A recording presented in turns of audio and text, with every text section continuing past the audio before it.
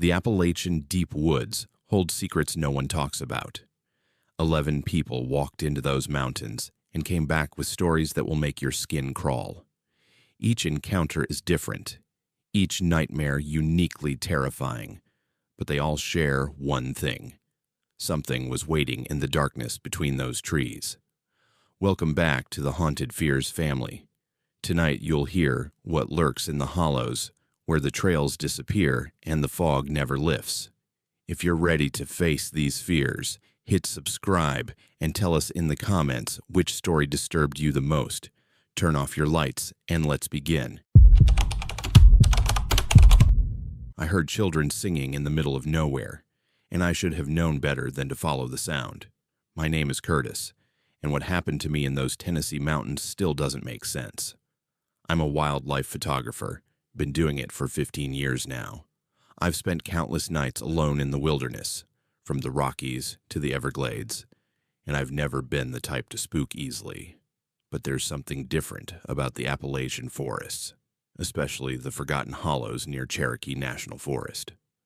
The locals will tell you stories if you buy them enough coffee at the gas stations, warnings disguised as folklore. I should have listened. It was early October when I decided to explore an area marked on my old Forest Service map as Dennis Creek Camp. The notation was from the 1960s, and when I researched it, I found almost nothing except a brief mention in some logging company records. An old man at a diner in Tellico Plains told me it had been a logging camp back in the day, operational for maybe 5 years before it shut down suddenly. He didn't know why, just that people stopped going there. That was enough to intrigue me. Abandoned places in deep woods make for incredible photographs. The trail wasn't marked anymore. I had to use compass bearings and the creek itself as my guide, following the water upstream into a hollow that got narrower and darker as I went. The forest canopy was thick, even with the leaves starting to turn. By the time I found what remained of the camp, it was late afternoon, and the light was already fading to that deep gold that makes everything look both beautiful and slightly wrong. There wasn't much left. A few rotted wooden platforms where buildings had stood, some rusted equipment half buried in moss and ferns, and the crumbling foundation of what might have been a bunkhouse. The creek ran right through the middle of it all, splitting around a small island of rocks and dead trees. I set up my tent on higher ground, about 50 yards from the old camp, and spent the evening taking photographs as the sun set and the shadows grew long between the trees. That first night was quiet. Too quiet, actually. I'm used to the sounds of the forest at night, the rustling and calling of nocturnal animals, the settling of trees, the movement of wind. But that hollow was silent in a way that felt deliberate, like the forest was holding its breath. I ate a cold dinner, not wanting to build a fire and ruin my night vision, and settled into my sleeping bag around 9 o'clock. The temperature had dropped fast, and I could see my breath in the beam of my headlamp. I woke up at 3:17 a.m. I know the exact time because I checked my watch immediately, disturbed by what had pulled me from sleep. At first, I thought I was dreaming. The sound was impossible, wrong in every way. Children were singing, not one or two voices, but dozens of them. Young voices in perfect harmony, singing what sounded like an old hymn. The melody was clear and pure, drifting through the darkness from somewhere near the creek bed. I sat up in my sleeping bag, my heart hammering against my ribs. The singing continued, unhurried, and eerily beautiful. It wasn't recorded music or radio. That much I knew instantly. The acoustics were all wrong for that. The sound natural and unprocessed, carrying that slight echo you get in mountain hollows. But there was no campground nearby, no church, no reason for children to be singing hymns at 3 in the morning in the middle of nowhere. I unzipped my tent slowly, trying to be quiet, though I don't know why. The cold hit me immediately, colder than it should have been, even for October. My breath came out in thick clouds.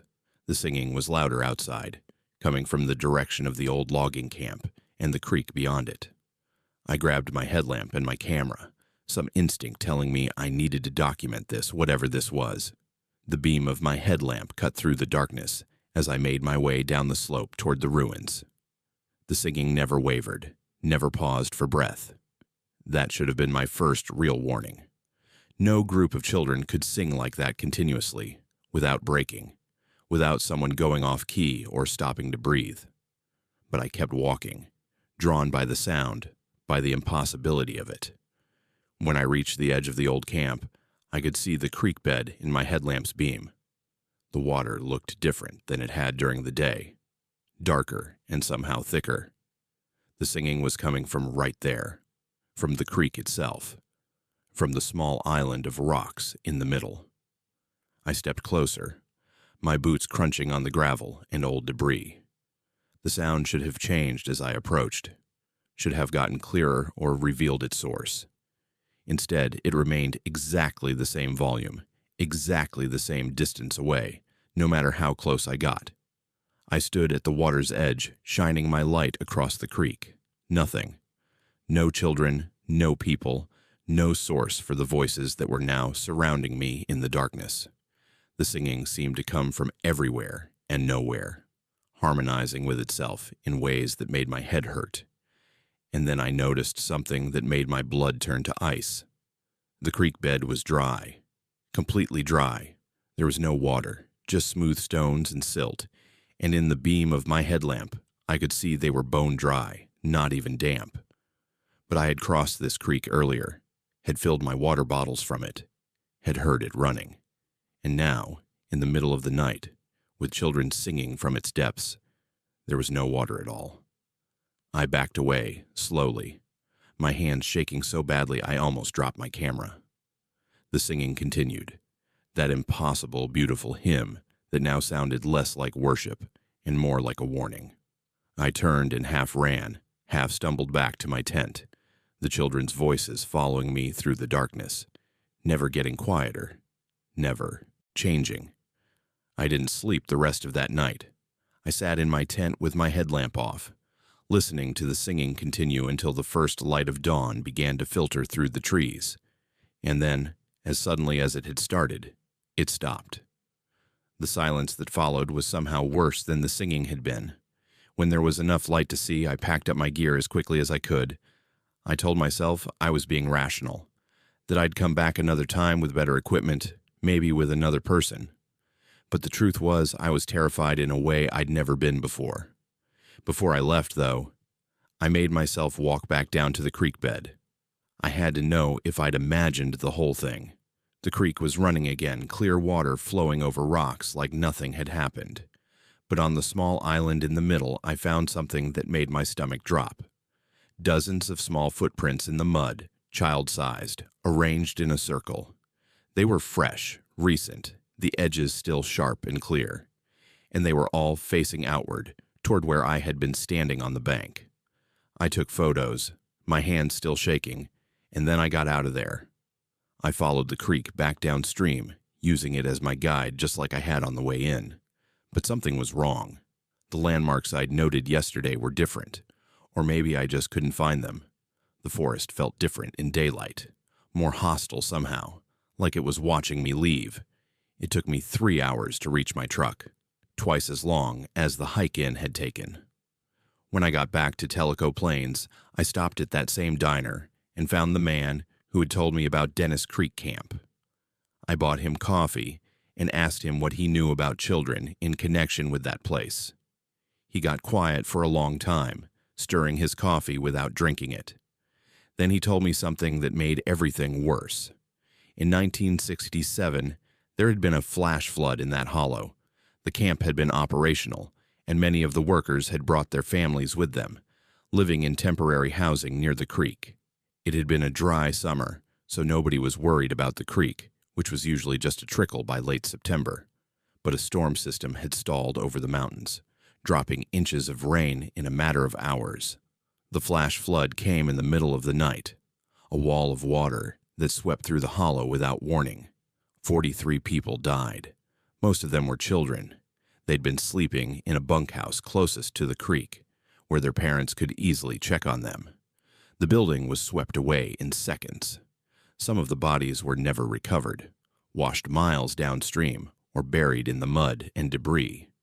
The company shut down the camp immediately, and nobody ever logged that hollow again. It was considered cursed, he said, haunted. The man looked at me over his coffee cup and asked if I'd heard anything unusual. I told him about the singing, about the dry creek bed, about the footprints. He nodded slowly, like he'd expected as much. Other people had camped there over the years, he said. Not many, because it was so remote and the trail was unmarked, but a few. And some of them had reported the same thing. Children singing in the middle of the night, the sound of water disappearing, footprints that appeared out of nowhere. He leaned forward and lowered his voice, even though there was nobody else close enough to hear us. The worst part, he said, was that the singing got louder each night someone stayed there. The first night, it was distant, almost beautiful. The second night, it was closer, more insistent. By the third night, people reported seeing the children themselves, standing in the creek bed, wet and singing, their faces turned up toward the sky. And on the fourth night, well, nobody had ever reported what happened on the fourth night, because nobody had ever stayed that long. I felt my stomach turn over. I asked him what he thought would happen on the fourth night. He just shook his head and told me I'd been smart to leave when I did. Whatever was in that hollow, whatever remained of those children, it wasn't looking for company. It was looking for something else. Maybe revenge. Maybe just acknowledgement of what had happened to them. Or maybe, he said, his eyes distant, maybe they were just trying to warn people away from a place where children had died in the dark. I left Tennessee the next day and drove straight back to Virginia. I've developed the photos I took dozens of times, studying them for details I might have missed. The footprints are there, clear as day. And in one photo, taken just before dawn when I was packing up my tent, there's something else. In the background, barely visible in the gray pre-dawn light, there are shapes standing at the edge of the creek bed. Small shapes. Too small to be adults. Too numerous to count accurately. They're all facing my tent. I've tried to research the 1967 flood, to find official records or news articles, but there's almost nothing. The logging companies back then didn't always report accidents, especially if they'd been negligent about safety. The local papers barely mentioned it, just a brief note about a flood and some fatalities. It's like the whole thing was deliberately forgotten, buried along with those children in an unmarked hollow where nobody goes anymore. I still hear the singing sometimes, late at night when I'm trying to sleep. It's always the same melody, that old hymn I couldn't identify, sung in perfect harmony by voices that have been silent for more than 50 years. And I wonder if they sing every night down in that hollow, or if they only sing when someone is there to hear them. If they're trying to tell their story to anyone who'll listen, or if they're warning people away from the place where they died. I've been asked if I'll ever go back. The answer is no. Never. Whatever is in that hollow near Dennis Creek, whatever remains of those children and that terrible night in 1967, I don't need to understand it more than I already do. Some places are meant to be forgotten, to be left alone in the deep woods where the only witnesses are the trees and the creek that killed them. But I can't forget the footprints, all of them facing outward, arranged in a circle like they'd been dancing or singing in a group. And I can't forget that in my tent that night, I'd been sleeping in the exact center of that circle. The locals were right to stop going there. The forest took that hollow back after the logging company left, and maybe that's how it should stay. But on quiet nights, when the wind is right, I wonder if you can still hear them singing from the road, those 43 voices harmonizing in the darkness, marking the place where they died, and warning others not to follow them into the water. Have you ever inherited something that came with a warning you shouldn't have ignored? My name is Rosalind, and my grandmother's last words to me were about a tree I should never look at directly. I inherited her property in the Blue Ridge Mountains when I was 32. The house itself was beautiful, A small cabin built in the 1940s, with additions added over the years, perched on 3 acres of sloping woodland with views that stretched for miles. My grandmother had lived there alone for 40 years after my grandfather passed, and she'd been adamant in her final days that I was the one who needed to take it. Not my mother, not my uncle, but me specifically. At the time, I thought it was because I was her favorite grandchild, the one who visited most often. The lawyer handling her estate gave me the keys and a sealed envelope she'd left with instructions to open it only after I'd spent my first night in the house. I thought that was odd. But my grandmother had always been eccentric in small ways. I drove up from Richmond on a Saturday in late March, when the mountains were just starting to wake up from winter. Everything was brown and gray, waiting for spring to arrive. The house was exactly as I remembered it from childhood visits, full of her furniture and photographs, her quilt still folded on the couch. But standing in the front yard was the oak tree. I'd seen it dozens of times before, of course. It dominated the property, massive and ancient, with branches that spread out like arthritic fingers. The bark was deeply furrowed, almost black in places, and there were dozens of what looked like faces carved into the trunk at various heights. I'd asked about those faces as a child.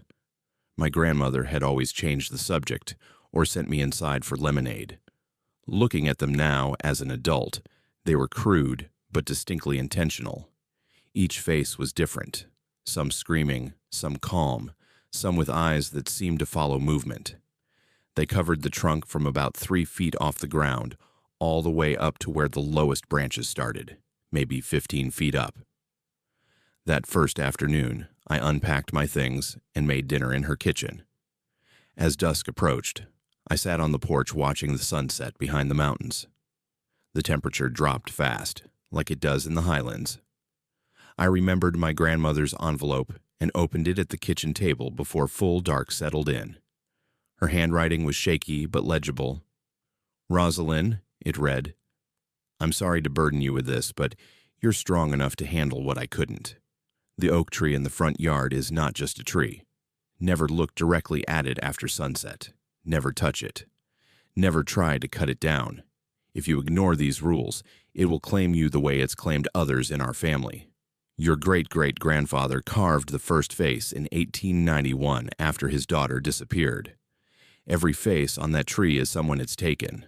I've kept it satisfied for 40 years by following the rules, and now that job is yours. Don't be foolish. Don't be curious. Just follow the rules, and it will leave you alone." I read the letter 3 times, trying to decide if this was some elaborate joke or if my grandmother had been losing her mind at the end. A cursed tree. Faces representing victims. It sounded like something from a bad movie. But the specificity of her warnings and the genuine fear I could feel in her handwriting made me uneasy. I folded the letter and put it back in the envelope, deciding I'd think about it in daylight. Sleep came easily that first night, exhausted as I was from the drive and the emotional weight of sorting through my grandmother's belongings. But when I woke just after dawn, something felt wrong. I went to the window and looked out at the oak tree in the pale morning light. The faces in the bark were all turned toward the house, all of them. I was certain they'd been facing different directions yesterday, scattered randomly around the trunk. Now every carved face was oriented toward my bedroom window. I got dressed quickly and went outside to examine the tree more carefully. Walking around the trunk slowly, I counted the faces. 23, each one weathered by decades of exposure, but the detail work was remarkable. Whoever had carved them had been skilled. And looking at them in daylight, their positions seemed normal again, facing various directions. Had I imagined them all turned toward the house? Was it just a trick of dawn light and an unsettled mind? I spent that day going through boxes in the attic, looking for anything that might explain my grandmother's warning. I found death certificates, obituaries, birth records, and I found a pattern that made my stomach turn. 23 members of my family had died or disappeared on this property since 1891. Not natural deaths from old age, but sudden, unexplained passings. My great-great-aunt at age 16 fallen from the oak tree despite being known as an excellent climber. My grandfather's brother, found at the base of the tree with no explanation for his death. A cousin in the 1970s who simply vanished from the property and was never found. 23 people, 23 faces on the tree. The correlation was impossible to ignore. As evening approached on my second day, I kept the curtains drawn. I didn't want to see the tree after dark, but around 9 o'clock, I heard something that made every hair on my body stand up. Scratching. Wood being carved, slow and methodical. The distinctive scrape of something cutting into bark. The sound came from outside, from the direction of the oak tree. A new face was being added. The 24th face. I couldn't stop myself. I went to the window and pulled back the curtain just enough to see out. The tree stood there in the darkness, backlit by the moon, and the bark was moving. Not a person with a knife, but the wood itself, rippling like water, carving from the inside out. The face that was forming was mine. My eyes, my nose, my mouth, emerging from the trunk in that same crude style as all the others, joining the 23. I grabbed my phone and called my mother, woke her up late in the evening. I asked her what she knew about the oak tree at grandmother's house. There was a long silence on the line. Then she told me that grandmother had made her promise never to tell me, never to warn me, because the tree only claimed family members who knew about it. Ignorance was supposed to protect me, but grandmother's letter had broken that protection. My mother explained the history her mother had told her. In 1891, my great-great-grandfather had brought something back from the mountains, something he'd found in a cave system that ran under the property. An artifact, maybe, or just forbidden knowledge. He'd planted an oak sapling in the front yard as part of some ritual or bargain, something to keep his family safe and prosperous. And it had worked for him. The farm thrived, the family grew wealthy, but the tree demanded payment. 1 life per generation, carved into its bark, feeding it. Your grandmother found a way to delay it, my mother said, her voice shaking. She lived alone, kept everyone away, didn't have children living in that house. She thought she could starve it out, make it dormant. But she couldn't live forever, and she knew someone had to inherit the property. She chose you because she thought you were strong enough to find a way to end it. I hung up and stared at the tree through the gap in the curtains. My face was almost complete in the bark now, emerging in that same crude style as all the others. And I understood what my grandmother had been too afraid to do. The tree couldn't be cut down by someone under its claim, but it could be destroyed by fire. The next morning, I gathered every flammable thing I could find. Newspapers, kindling wood, old furniture, the cans of gasoline my grandmother had kept for the generator. I stacked everything around the base of the oak tree as the sun climbed higher. The tree seemed to sense what I was planning. A sound came from deep within the trunk, not a voice, but a vibration that I felt in my chest. The carved faces began to move, mouths opening and closing silently, eyes rolling in their wooden sockets. When I struck the match, the tree shuddered. The sound that came from it wasn't natural, a deep groan that seemed to rise from the earth itself. The flames caught quickly, racing up the trunk, consuming the faces one by one. They twisted and contorted as they burned, 23 expressions of agony dissolving into ash and smoke. And the 24th face, my face, cracked and blackened, and finally disappeared. The fire burned for hours. I sat on the porch and watched it, making sure every branch, every root, every piece of that ancient oak was reduced to nothing. The fire department came eventually. Someone had seen the smoke from the highway below. They put out what was left and asked questions I couldn't really answer. I told them I'd been burning brush and it had gotten out of control. They didn't believe me, but they couldn't prove otherwise. When everyone finally left and I walked to where the tree had stood, there was nothing but a blackened circle of earth and ash. I dug through it, making sure there was no living wood left, no roots that might regenerate, and in the center of the burn scar, I found something. A stone, smooth and dark, carved with symbols I didn't recognize. This was what my great-great-grandfather had brought back from the caves. This was the seed he'd planted with the oak sapling. I drove to the highest point in the Blue Ridge I could reach by road, a scenic overlook where the mountain dropped away into nothing, and I threw that stone as far as I could into the valley below, watched it disappear into the trees and rocks 1,000 feet down. Maybe it's still down there. Maybe someone will find it someday. But it won't be in my family's keeping anymore. I sold my grandmother's property 3 months later. I never spent another night there after the fire. The new owners built a garden where the oak had stood, planted flowers, and a small fountain. They don't know about the faces that used to watch the house, or the 23 family members who fed the tree over generations. They don't need to know, but sometimes, when I'm driving through wooded areas, I see oak saplings growing in impossible places, on cliff sides where no soil should support them, in creek beds that should wash them away, in clearings where lightning should have struck them down, and every sapling has one face barely visible in its bark, my face, looking for a way back home. My mother asked me once if I thought I'd really killed it, if burning the tree and throwing away the stone was enough. I told her I didn't know. But what I do know is that I wake up sometimes with splinters under my fingernails, wood splinters from trees I haven't touched. And when I look in the mirror, there are days when my reflection seems wrong, too flat, too carved, like I'm looking at myself through bark instead of glass. The inheritance my grandmother left me wasn't the house or the land or the money in her bank account. It was the knowledge that some family curses can't be broken, only passed on or transformed. And I wonder, on the darkest evenings, if I've really escaped the tree, or if I've just become a different kind of seed, carrying it with me wherever I go. I don't visit the mountains anymore. I stay in the city where there are no old oaks, no family properties with histories buried in their soil, but I know that somewhere in those Blue Ridge hollows, something is growing that shouldn't be. And if you ever inherit land with a tree that watches you, with faces in the bark and warnings from the dead, do what I couldn't do. Walk away before you spend your first night. Some inheritances should be refused.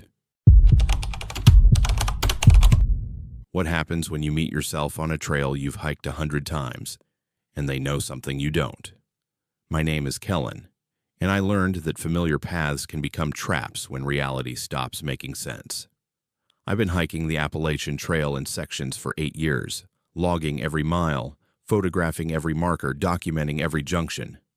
I'm not a through hiker, just someone who loves these mountains enough to come back weekend after weekend, year after year. The section near Max Patch in North Carolina had become almost meditative for me. A 5-mile loop I could do in my sleep. I'd hiked it in every season, in rain and shine, alone and with friends. I knew every switchback, every tree root that jutted across the path, every vista point where the mountains rolled away like frozen waves.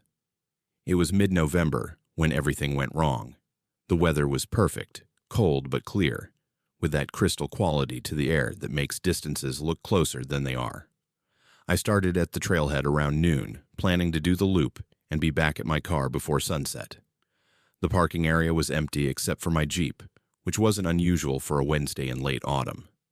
Most people avoid the high country once the temperature drops. The first mile was exactly as I remembered it. The trail climbed steadily through bare hardwoods, the leaves long since fallen and composted into the forest floor. I passed the familiar landmarks without thinking, my body moving on autopilot while my mind wandered. This was the comfort of a known trail, the ease of not having to constantly check your map or worry about getting lost. The first sign that something was off came at mile marker 3.7. I'd passed it hundreds of times, a simple metal plate nailed to a tree marking the distance from the trailhead. But today, it read 3.8. I stopped and stared at it, confused. I knew this was marker 3.7. I'd photographed it a dozen times. But the metal plate clearly said 3.8. I pulled out my phone to check my GPS, but the signal was dead. Not unusual in the mountains, so I shrugged it off and kept walking. A quarter mile later, I passed another marker. It read 3.9, then, impossibly, 4.0. The markers were counting up normally, but they were all wrong, off by 1/10 of a mile. I told myself the trail service must have recalibrated them, that I'd somehow misremembered the distances. But something felt wrong in a way I couldn't articulate. Then I saw the hiker ahead of me. Just a figure on the trail, maybe 50 yards away, walking in the same direction. That wasn't unusual, except I'd been alone since the trailhead, and I hadn't heard anyone approach. The trail had been quiet. No footsteps, no voices. Nothing but the sound of wind in the bare branches. I called out, a friendly hello to let them know I was behind them. The figure didn't respond, didn't turn around, just kept walking at the same steady pace. I walked faster, wanting to catch up, to have some human contact on what was becoming an increasingly strange afternoon. But no matter how fast I walked, the distance between us stayed exactly the same. 50 yards, never more, never less. The hiker was wearing a jacket exactly like mine, dark blue, same brand, same style. And the backpack looked identical to the one on my shoulders. Even from behind, the resemblance was uncanny. Same height, same build, same hiking poles. A coincidence, I told myself. Lots of people buy the same gear. I reached a junction I knew well, a place where the trail split. Left went to a vista point. Right continued the main loop. I always went left, always stopped at the vista to take photos. The hiker ahead of me went left. I followed, my unease growing with every step. At the vista point, I expected to catch up with them, to finally see their face. But when I arrived, breathless from trying to close the gap, the clearing was empty. No one there. No fresh footprints in the dirt. No sound of someone crashing through the brush. Just emptiness and the vast view of mountains stretching to the horizon.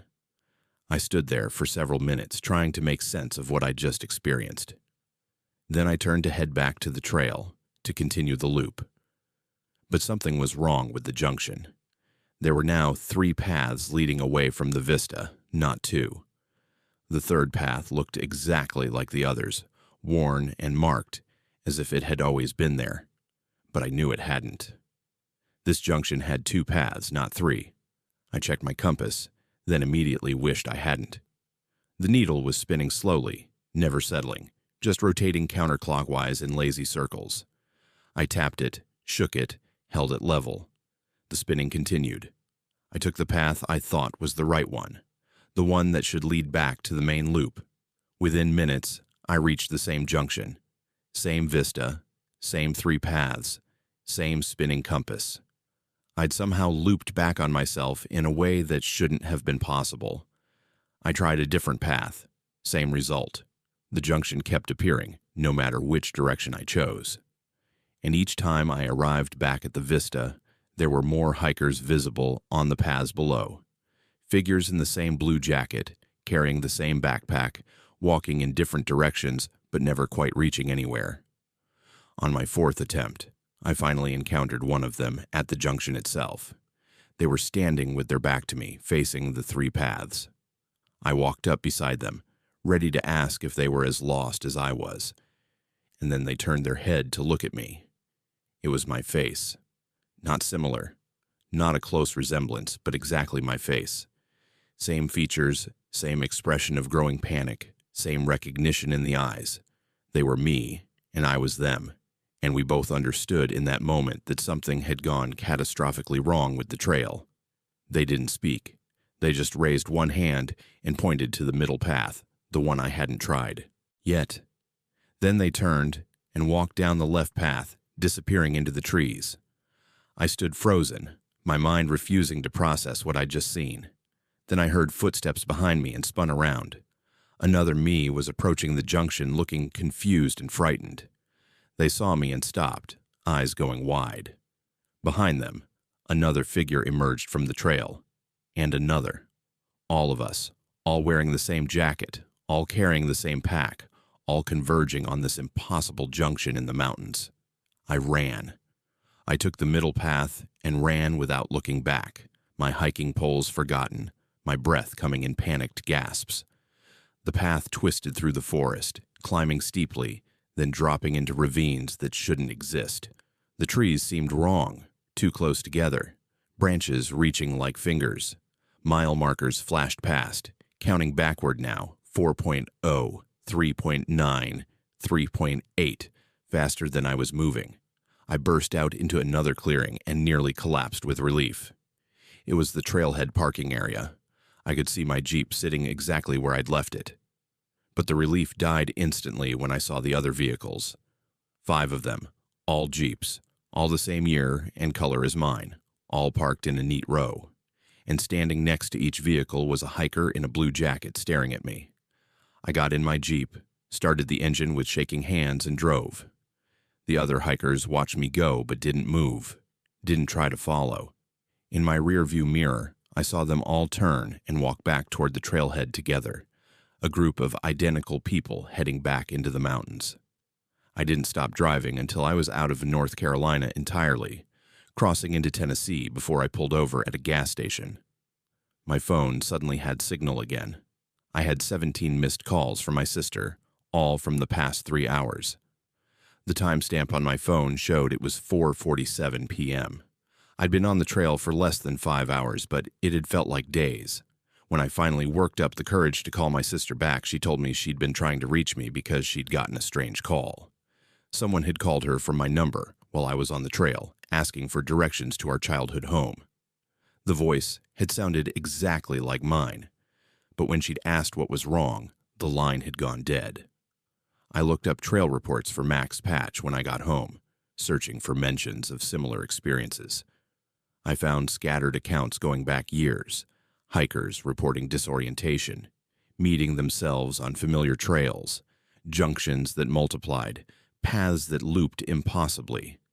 Most of the reports were dismissed as altitude sickness or dehydration, but the details were too consistent, too specific. One account from 2019 particularly disturbed me. A hiker reported seeing themselves on the trail, following their own figure for hours before realizing they were hiking in circles. They never found their way back to the trailhead. Their car was found abandoned, their belongings still inside, their phone showing their last location as a junction that didn't exist on any map. They were never found. I checked my own GPS history from that day. According to the data, I'd never left the trailhead parking area. The entire 5 hours showed me standing in one spot, not moving. But my boots were muddy, my clothes soaked with sweat, my legs aching from the miles I'd run. 3 weeks later, I received a package in the mail. No return address, no note. Inside was a memory card for a camera. I don't own that type of camera, but I found a reader and loaded the images. They were all photos of Max Patch, of the trail I'd hiked, of the vista point where everything had gone wrong. Hundreds of photos, taken from angles I recognized, at times I remembered. And in the background of every single photo, just barely visible in the trees, was a figure in a blue jacket, standing still, watching. In the earliest photos, from 8 years ago when I first started hiking that trail, the figure was far away, almost invisible. In the most recent photos, they were closer, much closer. And in the last photo on the card, taken the day I got lost, the figure was standing right behind me at the vista point, close enough to touch. I haven't been back to the trail. I've avoided the mountains entirely, staying in the lowlands, hiking only on marked paths with other people present. But sometimes I see familiar blue jackets in crowds, same brand, same style. And when I turn to look, the person wearing it has their back to me, walking away at exactly the pace I would walk. My sister told me she got another call last week. My number, my voice, asking how to get to the place where I live now.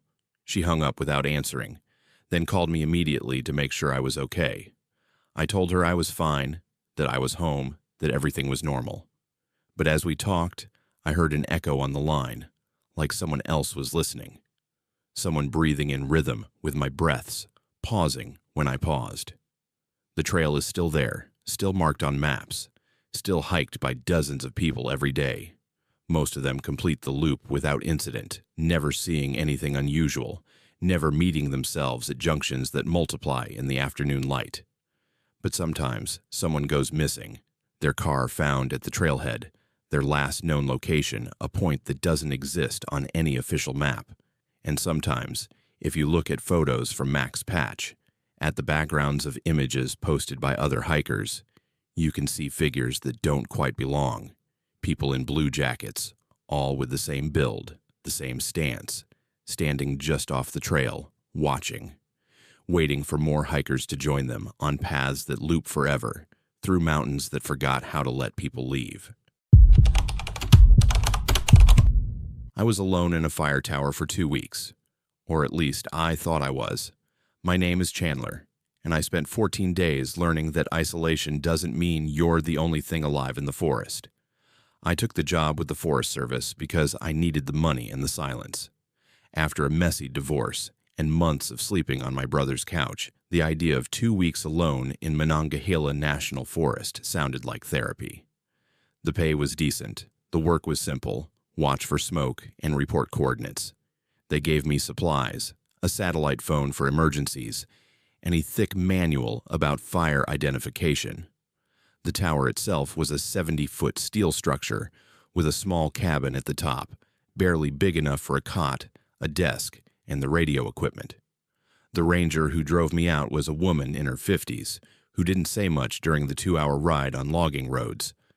When we finally reached the tower, she helped me carry supplies up the stairs, all 133 steps of them. At the top, she showed me how to use the fire finder, how to log weather conditions, how to check in twice daily on the radio. Then she paused at the door before leaving. "You hear anything weird up here, just ignore it," she said, not meeting my eyes. Forest makes all kinds of sounds. Wind in the structure, animals, thermal expansion of the metal. None of it means anything. I asked what kind of weird sounds she meant. She just shook her head and started down the stairs. I watched her truck disappear into the trees and felt the weight of the silence settle around me. It was early May, still cool at this elevation, with morning fog that clung to the ridges like smoke. The view from the tower was incredible. Endless green hills rolling to the horizon in every direction. No roads visible, no power lines, no signs of civilization except the thin ribbon of gravel far below where her truck had vanished. The first 3 days were perfect. I fell into a routine easily. Wake at dawn, scan the horizon for smoke, log the weather, make coffee on my camping stove. Read books I'd been meaning to finish for years. Do a second scan at noon, another at dusk. Check in on the radio morning and evening. The silence was profound, broken only by wind and the occasional bird call. At night, the stars were so bright they cast shadows. On the 4th morning, I heard the first knock, 3 sharp raps on one of the tower's support beams, far below. I looked down through the metal grating of the floor but saw nothing. Probably a bird, I thought, or a branch falling. The forest was full of sounds like that. I went back to my coffee and my book. That afternoon, I heard it again. 3 knocks, same rhythm, same location. Tap, tap, tap. I went to the railing and looked down the full height of the tower. Nothing. The ladder was empty. The forest floor far below showed no movement. I remembered what the ranger had said about the structure making noises, metal expanding in the afternoon heat. That made sense. On day 5, the knocking had a pattern. 3 knocks in the morning, 3 in the afternoon, 3 in the evening. Always the same rhythm, always from below. I started timing them. 7:23 a.m., 2:47 p.m., 8:15 p.m. Different times each day, but always 3 knocks, always the same sound, like someone rapping their knuckles on the metal beam. I called it in during my evening radio check. The dispatcher laughed and said towers made all kinds of noise, especially old ones like this built in the 60s. Thermal expansion, he said, same thing the ranger had mentioned. I didn't mention that the knocks came at different temperatures, morning cool and afternoon heat, but always sounded identical. Day 6, the pattern changed. The morning knocks came at 7:23 like before, but then, an hour later, I heard an answering knock from inside the cabin. Just one, from somewhere near the wall behind my cot. I spun around, my heart suddenly racing. The cabin was 8 feet by 8 feet. There was nowhere to hide, nothing that could make that sound. I checked every corner, knocked on the walls myself. Solid plywood over a wooden frame. That afternoon, at 2:47, 3 knocks from below, and then 30 seconds later, 3 knocks from inside the cabin. Same sound, same rhythm, but closer. Much closer. I sat very still, listening. The cabin creaked in the wind. The metal structure groaned. But those knocks were different, deliberate, responsive. I tried to rationalize it. Maybe there was an animal in the walls, a squirrel or something, but the walls were too thin for anything to get inside them. And animals don't knock in patterns. Animals don't respond to sounds from outside. Day 7, I started knocking back. I don't know why. Maybe loneliness, maybe curiosity, maybe just the need to feel like I had some control over the situation. When I heard the 3 knocks from below at 7:23, I knocked 3 times on the cabin floor, and I waited. The response came a minute later. 3 knocks from below, but faster. Tap, tap, tap. I knocked back, matching the speed. The next knock came from inside the cabin, from the wall opposite me. Same speed, same rhythm. We went back and forth like that for 5 minutes, me knocking on different surfaces, something else answering from different locations. The desk, the ceiling, the door, the floor. It could move, or there were multiple sources. Either option terrified me. I stopped knocking and sat in silence for an hour. No more sounds. But at 2:47, the afternoon pattern started again. 3 knocks from below. I didn't respond, but something did. 3 knocks from inside, from the wall behind my head, close enough that I felt the vibration. Day 8, I stopped logging weather. I stopped reading. I sat with my back against the wall, watching the cabin, listening. The knocking continued on schedule. Morning, afternoon, evening. And now it was coming from multiple directions at once. 3 knocks from below, 3 from inside, 3 from what sounded like the underside of the floor. They overlapped, creating a cascade of sound that made it impossible to tell where each one originated. That night, I tried to sleep but couldn't. At 2:47 a.m., far from any scheduled pattern, I heard a new sound. Knocking moving up the ladder. Tap, pause, tap, pause, tap, like someone climbing slowly, knocking on each rung as they ascended. I watched the trapdoor in the floor, the only entrance to the cabin. The knocking got closer. Halfway up the tower, 2/3, 3/4. I grabbed the satellite phone, ready to call for emergency extraction. The knocking reached the platform outside the cabin. I could see the trapdoor, see the latch that held it closed. The knocking moved around the platform, circling the cabin. Tap, tap, tap, testing the walls, the door, the shutters over the windows. And then it stopped. Silence. Complete silence. Even the wind had died. I sat frozen, phone in hand, barely breathing. Minutes passed. Then I heard it. A single knock from directly above my head, from the ceiling. Impossible. There was nothing above the cabin but open air, and the equipment platform another 10 feet up. Nothing that could knock on the roof from above. Day 9, I didn't check in on the radio. I couldn't form words anymore. The knocking had become constant. Not scheduled, not patterned, just continuous. 3 knocks from one direction, answered by 3 from another, then 3 more, then 6, then 9. Multiple sources, multiple rhythms, building on each other. The cabin reverberated with it. I put my hands over my ears, but I could feel it in my bones, the vibration traveling through the metal structure. At some point, I realized the knocks were responding to my thoughts. I would think about knocking in a certain pattern, and that pattern would appear from the walls. I would imagine a rhythm, and it would echo back at me. It was learning, or I was losing my mind. I couldn't tell which anymore. Day 10, I discovered I could make it stop.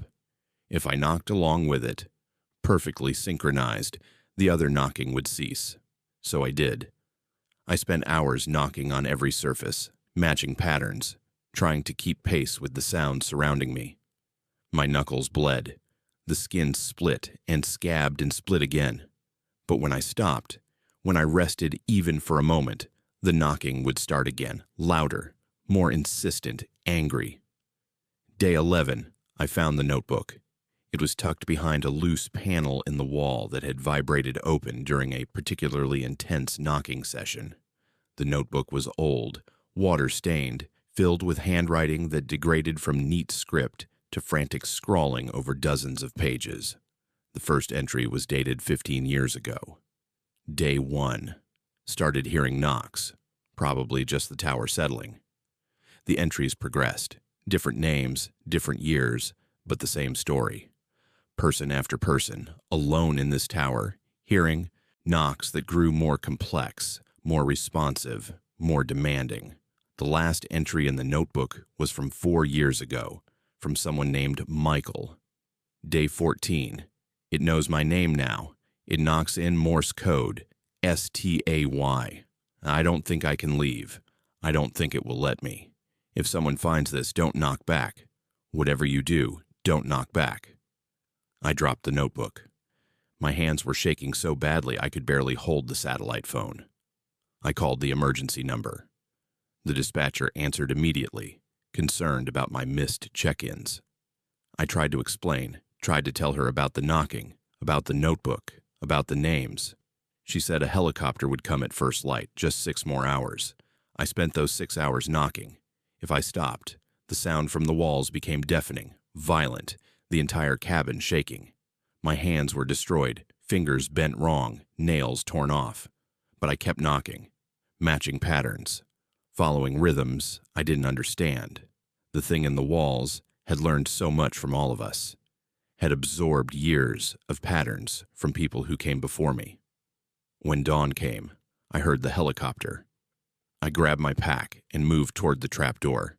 The knocking intensified, coming from all directions, trying to overwhelm me. I knocked back faster, keeping pace, not letting it drown me out. I descended the ladder one-handed, knocking on every rung with the other hand, maintaining the rhythm. If I broke the pattern, I knew I wouldn't make it down. The helicopter crew said I was in shock. They said I'd been alone too long. That isolation does things to the mind. They bandaged my hands and asked what happened. I told them about the knocking. They exchanged glances. One of them said they'd heard similar reports from this tower before, that it was scheduled for decommissioning. I've been out of the forest for 3 weeks now. The doctors say my hands will heal, though some of the damage is permanent. I can't fully extend 2 fingers on my left hand anymore. Physical therapy is helping. But what they can't fix is the sensitivity. I feel vibrations now that other people can't. The hum of electricity in walls. The resonance of footsteps in buildings. The rhythm of other people's heartbeats when they stand close. And sometimes, late at night, I hear 3 knocks. From my apartment walls. From the building's pipes. From the ceiling above my bed. And I know I shouldn't respond. I know what the notebook said, but my hands move on their own now, knocking back, matching the pattern, because that's what it taught me to do. That's what it teaches everyone who stays long enough. The tower is still standing. They never decommissioned it. I checked. They just stopped assigning people to it. But the satellite photos show something interesting. Every few months, there's a vehicle at the base. Someone else taking the job, needing the money, needing the silence. Staying for 2 weeks. And I wonder if they hear the knocking. I wonder if they find the notebook, now with my entry added to the others. I wonder if they knock back. And I wonder, on the worst nights when the knocking in my walls grows loud enough that my neighbors complain, if I ever really left the tower at all. Or if what came down that ladder was just an echo, a pattern learned and repeated, while the real me is still up there, hands bleeding, matching rhythms with something that has been waiting in those walls for decades. How long have I been driving this same mile of road, and why do I keep forgetting to check the date? My name is Aspen, and I need you to understand something important. I don't remember leaving the fog. I took the shortcut because I was late. That's how these things always start, isn't it? Some small decision, some trivial choice that seems perfectly reasonable at the time. I was driving back to Lexington from my sister's place in West Virginia, a route I'd driven dozens of times. It was getting dark, around 8 in the evening, early December. The main highway was showing construction delays on my GPS, 45 minutes added to the trip. So when I saw the turnoff, an unmarked county road that cut through the mountains between Floyd County and Pike County in eastern Kentucky, I took it without thinking twice. The road was narrow, barely 2 lanes winding through dense forest. No streetlights, no houses, no signs of any kind. Just pavement threading between the trees, climbing and dropping with the contours of the mountains. My headlights carved a tunnel through the darkness ahead of me. The GPS showed the road as a thin gray line, unnamed, but it clearly cut straight through to where I needed to go. It would save me 30 minutes, maybe more. The fog appeared so gradually I didn't notice it at first. Just a haze in the headlight beams, wisps drifting across the road. Valley fog is common in eastern Kentucky, where cool air drains into the low elevations and condenses into thick banks. Within minutes, it had thickened into a solid wall. I slowed to 30 miles per hour, then 20, straining to see more than a few feet ahead. The GPS still showed the road continuing straight, but I couldn't see anything beyond the hood of my car. I should have turned around. I know that now. But the road was too narrow, no shoulders, no room to maneuver. And every time I thought about stopping to reverse direction, I'd see a slight break in the fog ahead, just enough to convince me to keep going a little further. That's when I passed the mile marker, just a metal post on the right side of the road, half hidden in the fog. The number was 7, faded and rusted. I made a mental note of it, something to track progress by. At 20 miles per hour, I should pass mile 8 in a few minutes. 5 minutes later, I saw the marker again. Mile 7. Same post, same angle, same rust pattern.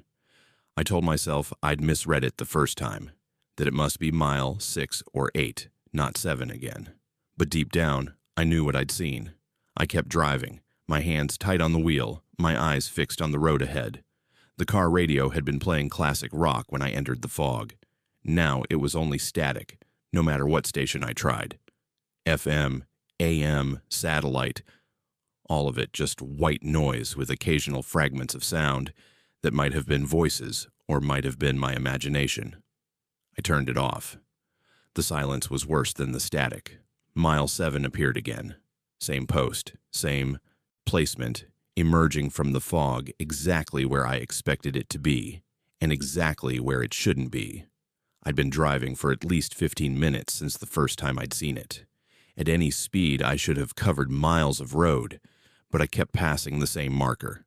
I stopped the car, just pulled over as close to the edge as I dared, and put it in park. My phone had no signal, hadn't since before the fog. The GPS was still showing the road as a straight line, my blue dot moving along it normally. But the map didn't match what I was experiencing. According to the GPS, I'd traveled 8 miles since taking the turnoff, but the mile markers said otherwise. I got out of the car. The fog was so thick I could barely see the hood. It was cold, colder than it should have been for early December in Kentucky, and the air had a strange quality to it, heavy and damp, but with an acrid undertone like old metal. No sounds, no insects, no wind, no distant traffic. Just silence and fog and the faint hum of my car's engine idling. I walked forward along the road, keeping one hand on the car for orientation. 10 steps, 20, 30. Then I saw lights ahead. Not headlights, but taillights. Red in the fog, stationary. Another car. Relief flooded through me. I wasn't alone. Someone else was stuck here, and maybe together we could figure out what was happening. I approached the car carefully, calling out so I wouldn't startle the driver. No response. As I got closer, I could make out the shape. A sedan, dark color, hard to tell in the fog. The taillights were on, the engine running. The driver's door was open. It was my car. Same make, same model, same license plate, same dent in the rear bumper from when I'd backed into a post last year. But I'd walked away from my car. It was behind me. I spun around, disoriented, and saw more lights in the fog. Red lights. Multiple cars, all with their engines running, all with their driver doors open. I ran back to what I thought was my car, or the first one, or maybe none of them were mine. The door was open, keys in the ignition, my purse on the passenger seat. Everything where I'd left it. But now I wasn't sure if this was the same car I'd gotten out of. I got in and locked the doors, my breath coming in short gasps. The GPS still showed me on that unnamed road through Floyd and Pike counties, 8 miles from where I'd entered. But the odometer told a different story. Since taking the turnoff, I'd driven 127 miles, in a straight line, on a road that should have been maybe 20 miles total. I put the car in drive and accelerated, not caring about the fog anymore, just needing to move, to get away from the other cars that shouldn't exist. The speedometer climbed to 40, 50, 60.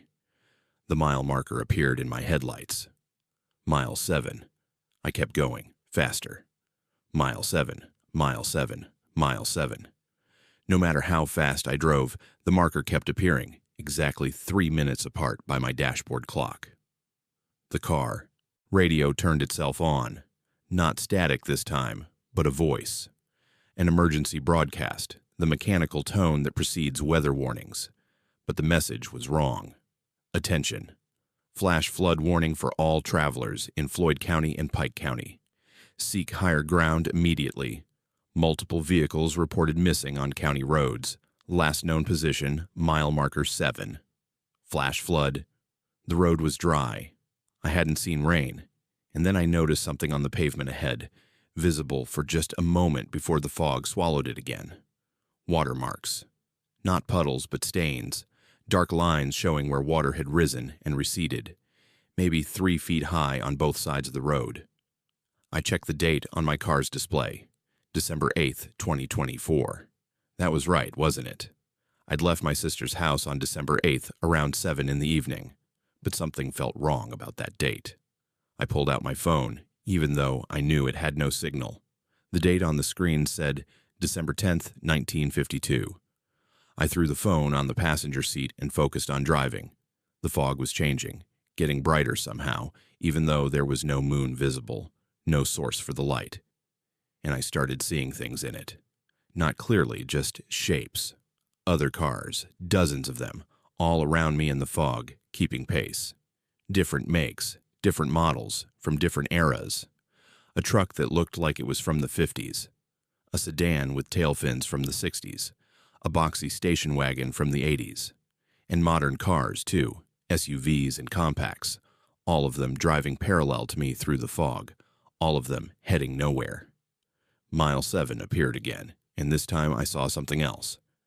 A person standing next to the marker. Just a figure in the fog, facing the road.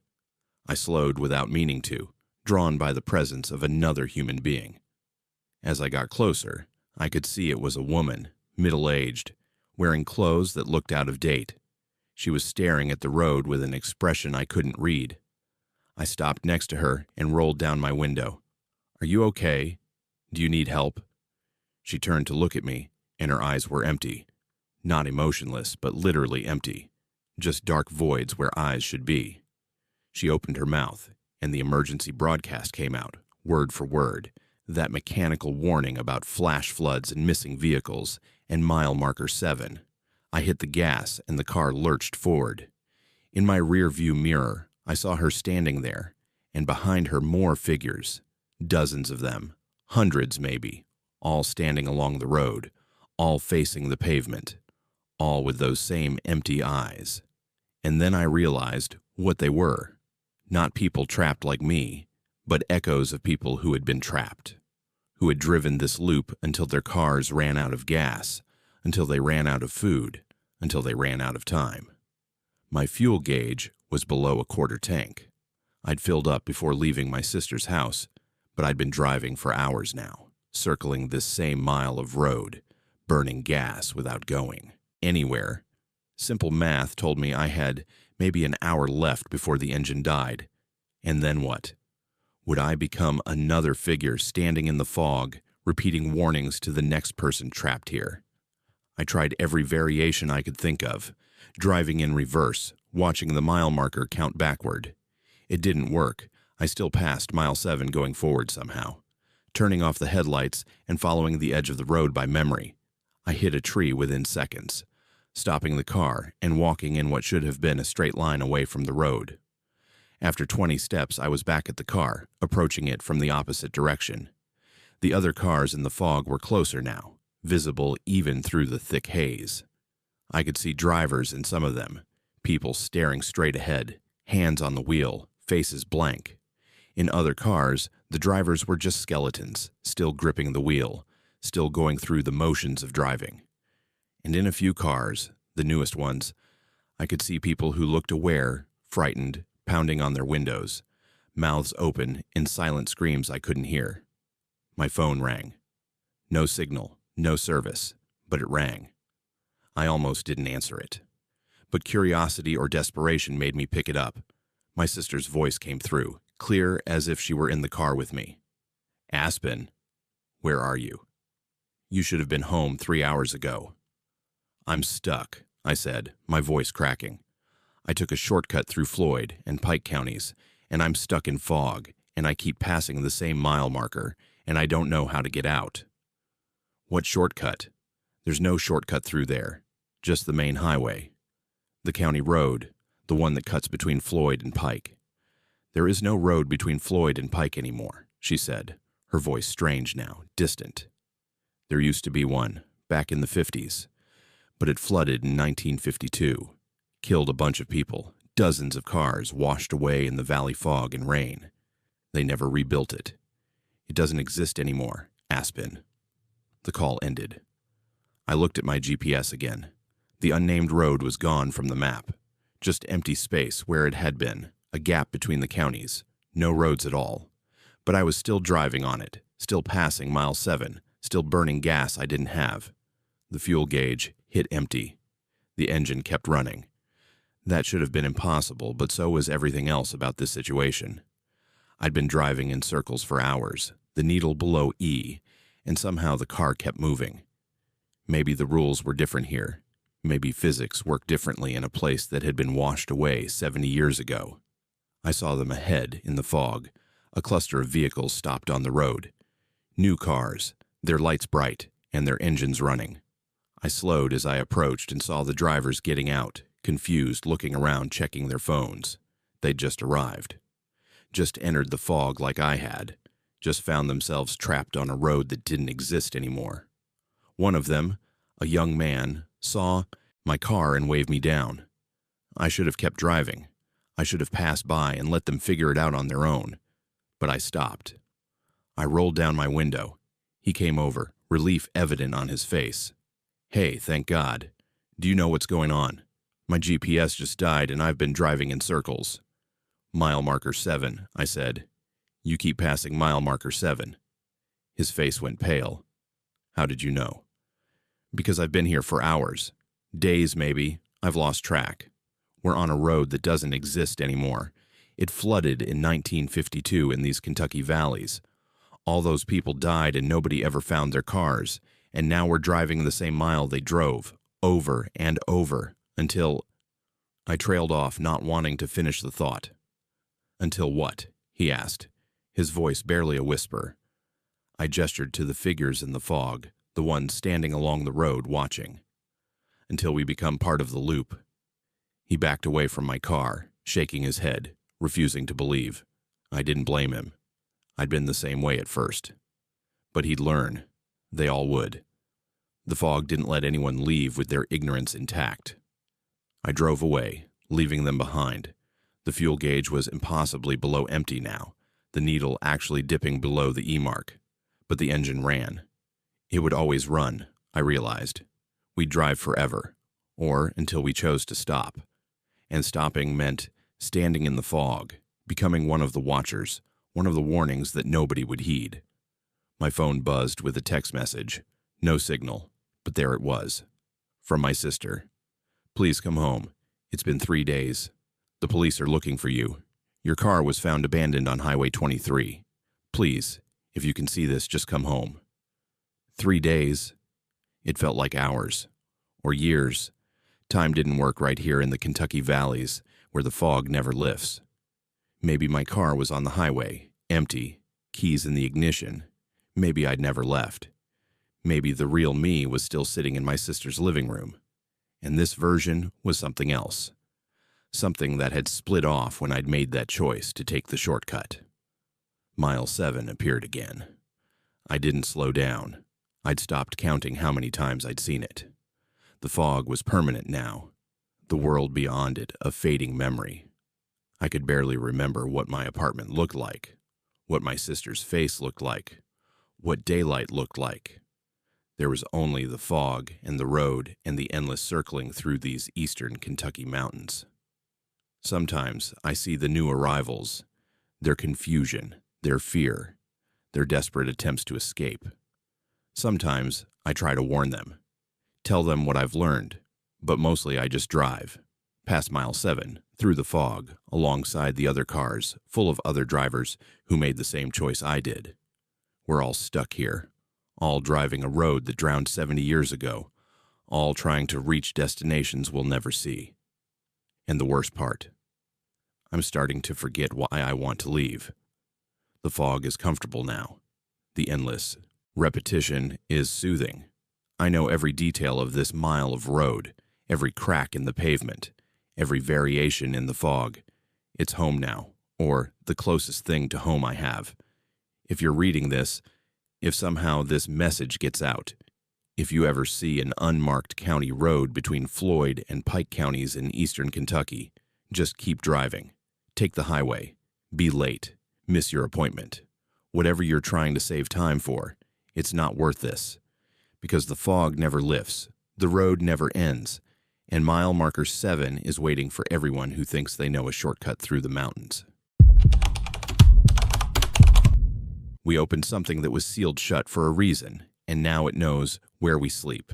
My name is Alfonso, and 3 of us made a terrible mistake in the mountains of Georgia. Urban exploration was supposed to be our weekend hobby, something fun to document and post online. We'd explored dozens of abandoned places over the past year. Old hospitals, forgotten schools, rotting factories. My 2 friends and I would drive out from Atlanta every few weekends, cameras ready, looking for history and decay. We called ourselves the Forgotten Explorers on our blog, and we'd built up a decent following. People loved seeing these places frozen in time, loved the thrill of vicarious trespass. The homestead in Gilmer County wasn't on any of our usual lists. We found it by accident, really, when we took a wrong turn on a Forest Service road in the North Georgia mountains. The GPS had crapped out miles back, and we were trying to find our way back to the main highway when we saw the collapsed chimney through the trees. Where there's a chimney, there's usually something worth exploring. We parked and hiked in, following what might have once been a driveway, now overgrown with kudzu and saplings. The house itself was mostly gone, just a foundation and some rotted timbers. But the property was extensive, maybe 5 acres, with several outbuildings in various states of collapse. A barn leaning so far it looked like a strong wind would finish it. A chicken coop with rusted wire and empty nests. And, set into a hillside about 50 yards from the main foundation, a root cellar. It caught my attention immediately. Most root cellars we'd seen were either caved in or wide open, looted decades ago. But this one was sealed. The door, thick wood reinforced with iron straps, was still in place, secured with what looked like railroad spikes driven through the frame and into the surrounding stone. Someone had really wanted to keep this closed. My friend with the camera, the one who always pushed for us to get the best shots, was already setting up angles. My other friend, the researcher who found most of our locations, was checking her phone for any historical information about the property. I walked around the cellar, studying the seal. The spikes were old, but still solid. Concrete had been poured around the edges of the doorframe at some point, an additional layer of security. And carved into the door itself, almost invisible under decades of weather, were words, "Stay sealed, 1889. "We should open it," the photographer said, already imagining the shots. "Look at this place. Whatever's inside has been preserved for over a century. This could be the best find we've ever had." The researcher was reading something on her phone, what little signal we had fading in and out.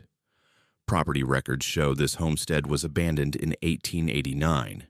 Entire family just disappeared. No bodies found, no explanation. The land passed through several owners after that, but nobody ever rebuilt. It's been empty for 135 years. I should have said no. I should have recognized the warning signs, the excessive security, the carved message, the way the air around the cellar felt colder than the rest of the property. But I was as curious as they were. We'd come all this way, and this was exactly the kind of discovery that would get thousands of views. So I got the crowbar from the truck. It took us nearly an hour to pry out the spikes and break through the concrete seal.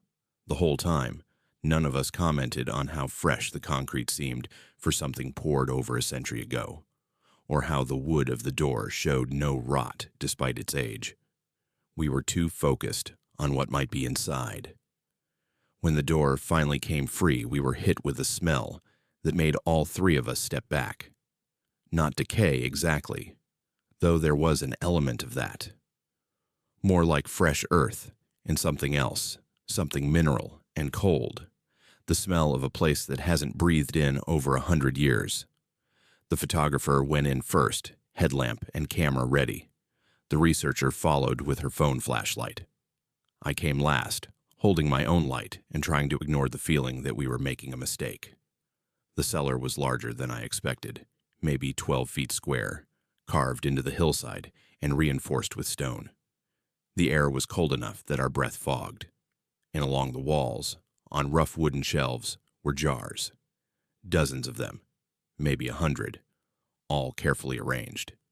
Mason jars and older glass containers, each one sealed with wax and metal. The photographer was already snapping photos, the flash creating harsh shadows. The researcher picked up one of the jars to examine it more closely. "Oh God," she said, and nearly dropped it. Inside the jar was hair. Human hair, long and dark, tied with a ribbon. The label, written in faded ink, read, "Emma, born 1867, taken 1889. We started checking the other jars. They all contained something human. Hair, teeth, fingernails. Some had what looked like dried blood on cloth. A few contained small bones, maybe from fingers or toes. And every single jar was labeled with a name and 2 dates, born and taken. All of the taken dates were 1889. "This is a murder collection," the photographer whispered, his camera momentarily forgotten. "Whoever lived here and killed all these people." The researcher was counting jars. 43. There are 43 jars here. 43 people. She pulled out her phone, frantically searching for information. The family that disappeared. There were 3 of them, parents and a daughter. The father was suspected of... Oh no. Oh no. No. What? I asked, though part of me didn't want to know. There were stories. Local legends about the hollow. People going missing in the 1880s. Travelers, mostly. People who wouldn't be missed right away. The father was questioned but never charged. And then in 1889, the whole family vanished. The prevailing theory was that the father had gone mad and killed his own family, then himself. But they never found bodies. A sound came from deeper in the cellar, from a corner we hadn't fully explored. A shifting, like something moving. We all froze, our lights converging on the back wall. There was an opening there, a narrow passage leading further into the hillside. We hadn't noticed it before because of the shelves blocking the view. The photographer, despite everything, moved toward it. "There's more back here." "We should go," I said. "We should seal this back up and leave." But he was already squeezing past the shelves. his camera light illuminating the passage. The researcher followed, and I had no choice but to go after them. I wasn't going to let them go deeper without me. The passage opened into a second chamber, smaller than the first, and here we found what had really been sealed away. 3 bodies, or what remained of them, sitting against the far wall. 2 adults and a child, all in period clothing from the 1880s. They were remarkably preserved by the cold, dry air, but their mouths were open, impossibly wide, as if they'd died screaming. And on the floor in front of them, arranged in careful rows, were more jars, but these ones were empty. Brand new glass, modern seals, never used. There were 3 of them, each with a blank label waiting to be filled. The researcher's phone buzzed, somehow catching a signal this deep underground. A text message from a number none of us recognized. Tomorrow's date, yours. We ran, scrambling back through the passage, knocking over shelves in our panic. Jars crashed to the floor, spilling their contents. The smell intensified, that fresh earth smell mixing with something else now, something like decay and rot. We burst out of the cellar into daylight that seemed too bright after the darkness. We didn't close the door. We didn't try to reseal it. We just got in the truck and drove, bouncing down that overgrown road faster than was safe. Not speaking, not looking at each other. It wasn't until we were back on the paved highway that anyone said anything. "Did you see the dates on those empty jars?" the researcher asked, her voice shaking. I had. Tomorrow's date. Today is October 17th, 2024. The empty jars were labeled October 18th, 2024, and 3 names, Alfonso, and the names of my 2 friends. We drove straight to the police station in the nearest town, told them everything. They were skeptical at first, thought we were pranking them or high, but the researcher showed them the photos on her phone, the jars with human remains, the bodies in the back chamber. That got their attention. 2 deputies went out to investigate that night. They found the homestead easily enough with our directions. But the root cellar was gone. Not collapsed, not filled in, just gone. Where it had been was solid hillside, unbroken earth and trees growing like nothing had been disturbed in decades. The deputies took photos, checked the GPS coordinates we'd given them. Everything matched except the cellar itself. It simply didn't exist. They thought we'd made the whole thing up, some elaborate hoax for our blog. But we had photos. The photographer's camera was full of images from inside the cellar, the jars, the labels, the bodies. Except when we tried to show them, the photos were corrupted. Every single one. Just blank white images with distorted pixels. The police let us go with a warning about trespassing and wasting their time. We drove back to Atlanta in silence. It was past midnight when we all got home. I lived alone in a small apartment in Midtown. I locked every door, checked every window, turned on every light. And I tried to convince myself it had been some kind of mass hysteria, a shared delusion. At 2:47 a.m., I heard something in my kitchen. Just a small sound like glass touching glass. I got up, telling myself it was the fridge, the building settling, anything normal. But when I walked into the kitchen, there was a jar on my counter. A mason jar, sealed with wax, sitting there like it had always been there. Inside was hair. My hair. I recognized the cowlick, the exact shade of brown. And the label, in that same faded ink style from the cellar, read, Alfonso, born 1987, taken 10/18/2024. I called my friends immediately. The photographer answered on the first ring, his voice tight with fear. You found one too. In my kitchen, on the counter. My hair's in it. And tomorrow's date. Same here. It's sitting on my nightstand. I don't know how it got in. My doors were locked. My windows were closed. It's just here. The researcher didn't answer her phone. We tried calling 3 times, 4 times. Finally, I got in my car and drove to her place in Virginia Highland, the photographer meeting me there. We knocked, then pounded on her door. Her neighbor came out, annoyed at the noise at 3 a.m. She's not home, the neighbor said, Saw her leave around midnight with some guy. Old-fashioned looking fellow, though I didn't get a good look. They drove off in a weird old truck. We broke in. I know it was illegal, but we were terrified. Her apartment was empty. Not just empty of her, but empty of signs of struggle, of anything wrong, except on her kitchen table was a jar, full now, hair, teeth, and something that looked like dried blood. The label read, Rachel, born 1989, taken 10/18/2024. The date hadn't even arrived yet. It was still October 17th, but somehow she'd already been taken. The photographer and I called the police again, reported her missing. They took a statement but seemed dubious about our story, especially after the wild goose chase to the non-existent cellar. They said they'd look into it, do a welfare check, file a report. Standard procedure for a missing person.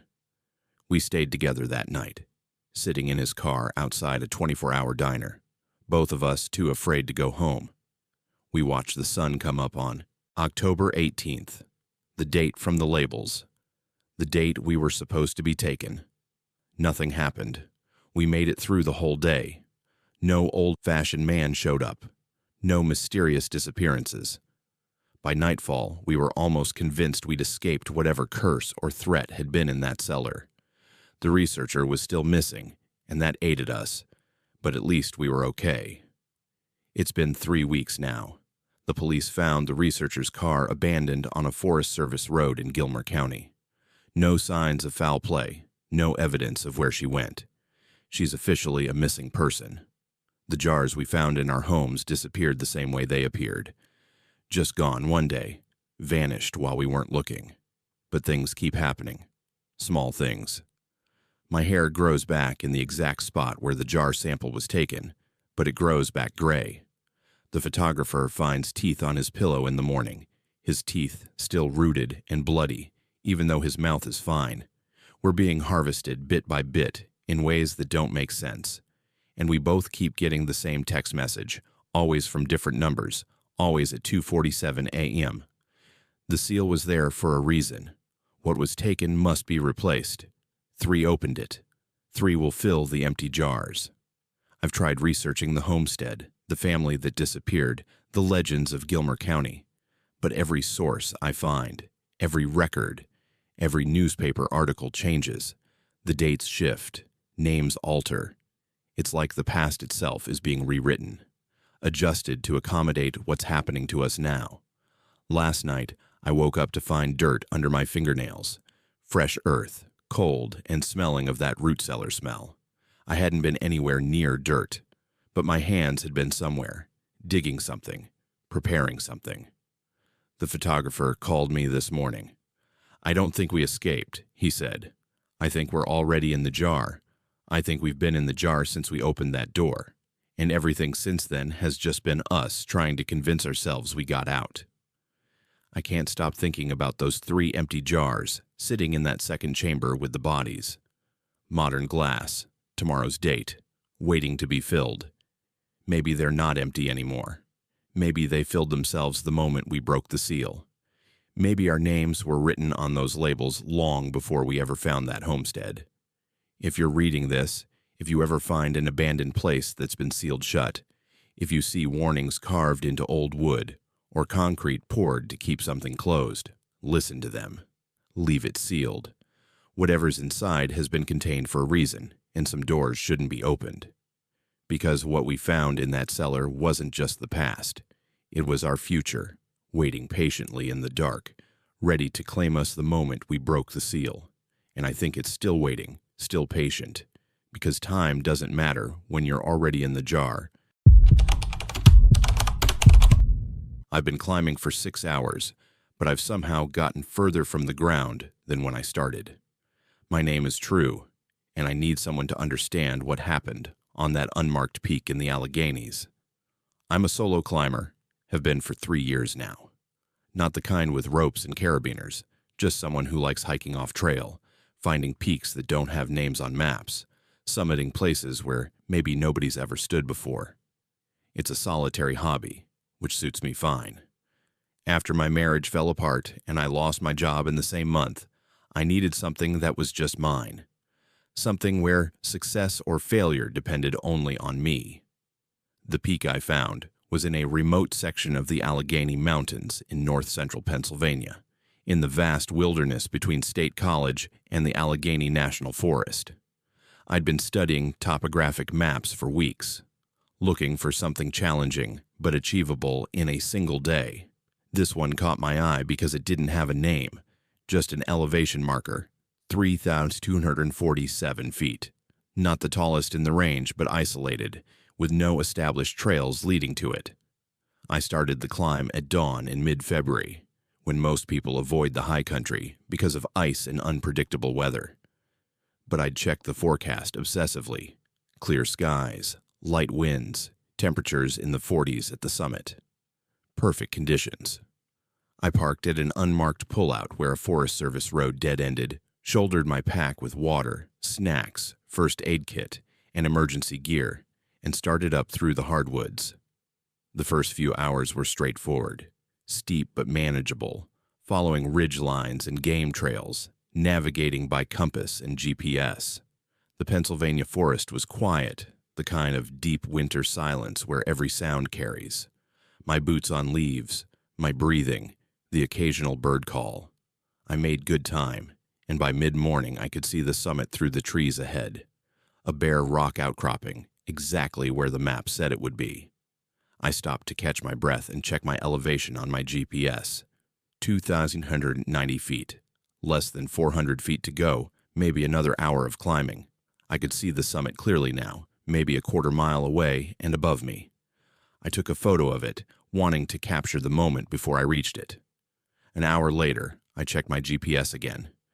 2,920 feet. I'd climbed for a full hour and gained only 30 feet of elevation. That didn't make sense. The terrain had been steep, the climbing hard. I should have gained at least 200 feet. I looked up at the summit. It looked exactly the same distance away. Same angle, same apparent height above me. I kept going, telling myself the GPS was glitching, that the trees were interfering with the satellite signal. But I started paying closer attention to landmarks. There was a distinctive boulder shaped like a broken tooth about 50 yards to my left. I fixed it in my memory and continued climbing for another 30 minutes. When I looked back, the boulder was still 50 yards to my left, at exactly the same angle. I'd been moving up the slope. I knew I had.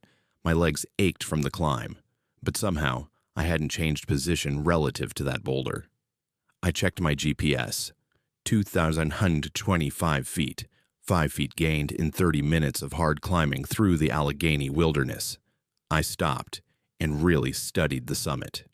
It was still a quarter mile away, still at the same angle above me. I pulled out my phone and compared the photo I'd taken earlier to what I was seeing now. Identical. The same trees in the foreground, the same rocks, the same perspective. As if I'd been standing in the exact same spot.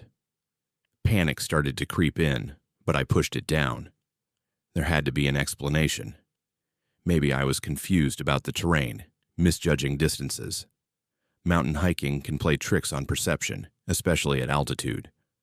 I decided to try a different approach. Instead of going straight up, I'd traverse to the left, circle around, find a different route. I spent an hour doing exactly that, working my way horizontally across the slope, using trees and rocks to track my progress. I knew I was moving. I could feel the burn in my legs, see the terrain changing around me. But when I stopped and looked up at the summit, it was in exactly the same position relative to me. Not just the same general direction, but the exact same angle, the exact same distance, as if it had moved with me. I checked my GPS. 2,950 feet. I'd gained 25 feet while traversing. That made no sense at all. Traversing should have kept me at the same elevation, that's the whole point. But the readout was clear, and more disturbing. My track log showed me moving in a straight line toward the summit, even though I knew I'd been moving sideways across the Pennsylvania mountainside. I tried going downhill, just turned around and started descending, watching my GPS, waiting for the elevation to drop. After 10 minutes of hiking down a steep incline that had my knees screaming, I checked the readout. 2,975 feet. I'd gained 25 feet going downhill. That's when I really started to panic. I pulled out my compass. The needle was spinning, slowly but continuously, never settling on north. My GPS showed my position, but the map on the screen was wrong. The terrain it was displaying didn't match what I could see around me. According to the GPS, I was standing on a sheer cliff face, but I was in the middle of a forest, surrounded by trees. I looked back the way I'd come, trying to find the ridge I'd climbed that morning. It should have been behind me, a clear sight line back down to where I'd started. But there was no ridge, just more of the same slope, continuing upward in every direction. The summit was above me to what I thought was north, but it was also above me to the east and the west. And even when I turned completely around, there it was, a quarter-mile away, always at the same angle. I was on a slope that went up in every direction. Geometrically impossible, but undeniably real in the Allegheny Mountains. I could see it, walk it, feel the strain in my legs from the constant uphill grade no matter which way I turned.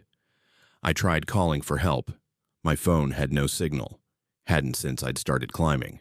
The emergency beacon in my pack was supposed to work anywhere via satellite, but when I activated it, nothing happened. No confirmation light, no signal sent. Just a dead piece of plastic. For the next 3 hours, I tried everything I could think of. Walking straight down, following a bearing on my compass, even though the needle was spinning. Climbing straight toward the summit, ignoring everything else. Nothing worked. Every path led upward. Every step gained elevation according to my GPS, but the summit never got closer, and the base of the mountain never appeared below me. At some point, I noticed something that made my blood run cold. The sun hadn't moved. It was still mid-morning, the light coming from the same angle it had been when I'd first seen the summit hours ago. No shadows lengthening, no progression toward afternoon. Time was passing. My watch said it was now 3 p.m., but the sun disagreed. I sat down on a log to think, to try to make sense of what was happening in this Pennsylvania wilderness. That's when I saw the cairn, a small stack of rocks, obviously man-made, sitting about 20 feet from where I'd stopped. I didn't remember seeing it before, but I walked over to examine it. There was a note underneath the top rock, wrapped in plastic to protect it from weather. I almost didn't open it. Part of me knew that whatever it said would make things worse, but I couldn't stop myself. The note was written in pencil on notebook paper, the handwriting shaky. Day 4. Still climbing. Summit never closer. Going to try descending again. If you're reading this, turn back now. This mountain doesn't let go. There was no date, no signature. But the paper wasn't old. No yellowing, no water damage despite the plastic. This note had been left recently. Maybe days ago. Maybe hours. I looked around and spotted more cairns. Not close enough to notice unless you were looking for them, but they were there. Dozens of them, scattered across the slope in every direction. I started checking them, a growing sense of dread building with each one. Day 7. Water running out. Tried following my own trail back. Trail loops back to summit approach. Day 12. Saw another climber below me. Called out. They didn't respond. Realized it was my jacket, my pack. Somehow passed myself on this fucking mountain. Day 18. Not sure if still awake or dreaming.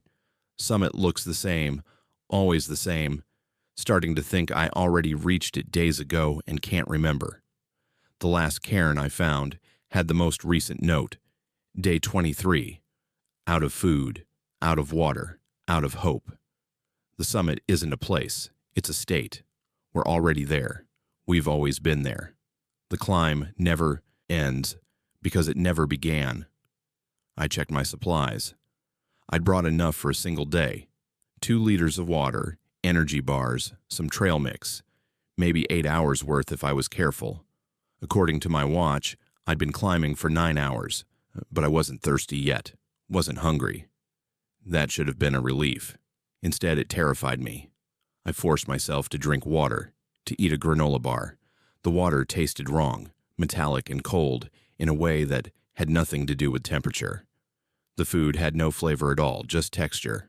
like eating cardboard. But I made myself consume them, trying to maintain some sense of normalcy in the Alleghenies. As the afternoon wore on, or didn't since the sun refused to move, I kept climbing. Not because I thought it would work, but because stopping felt like giving up.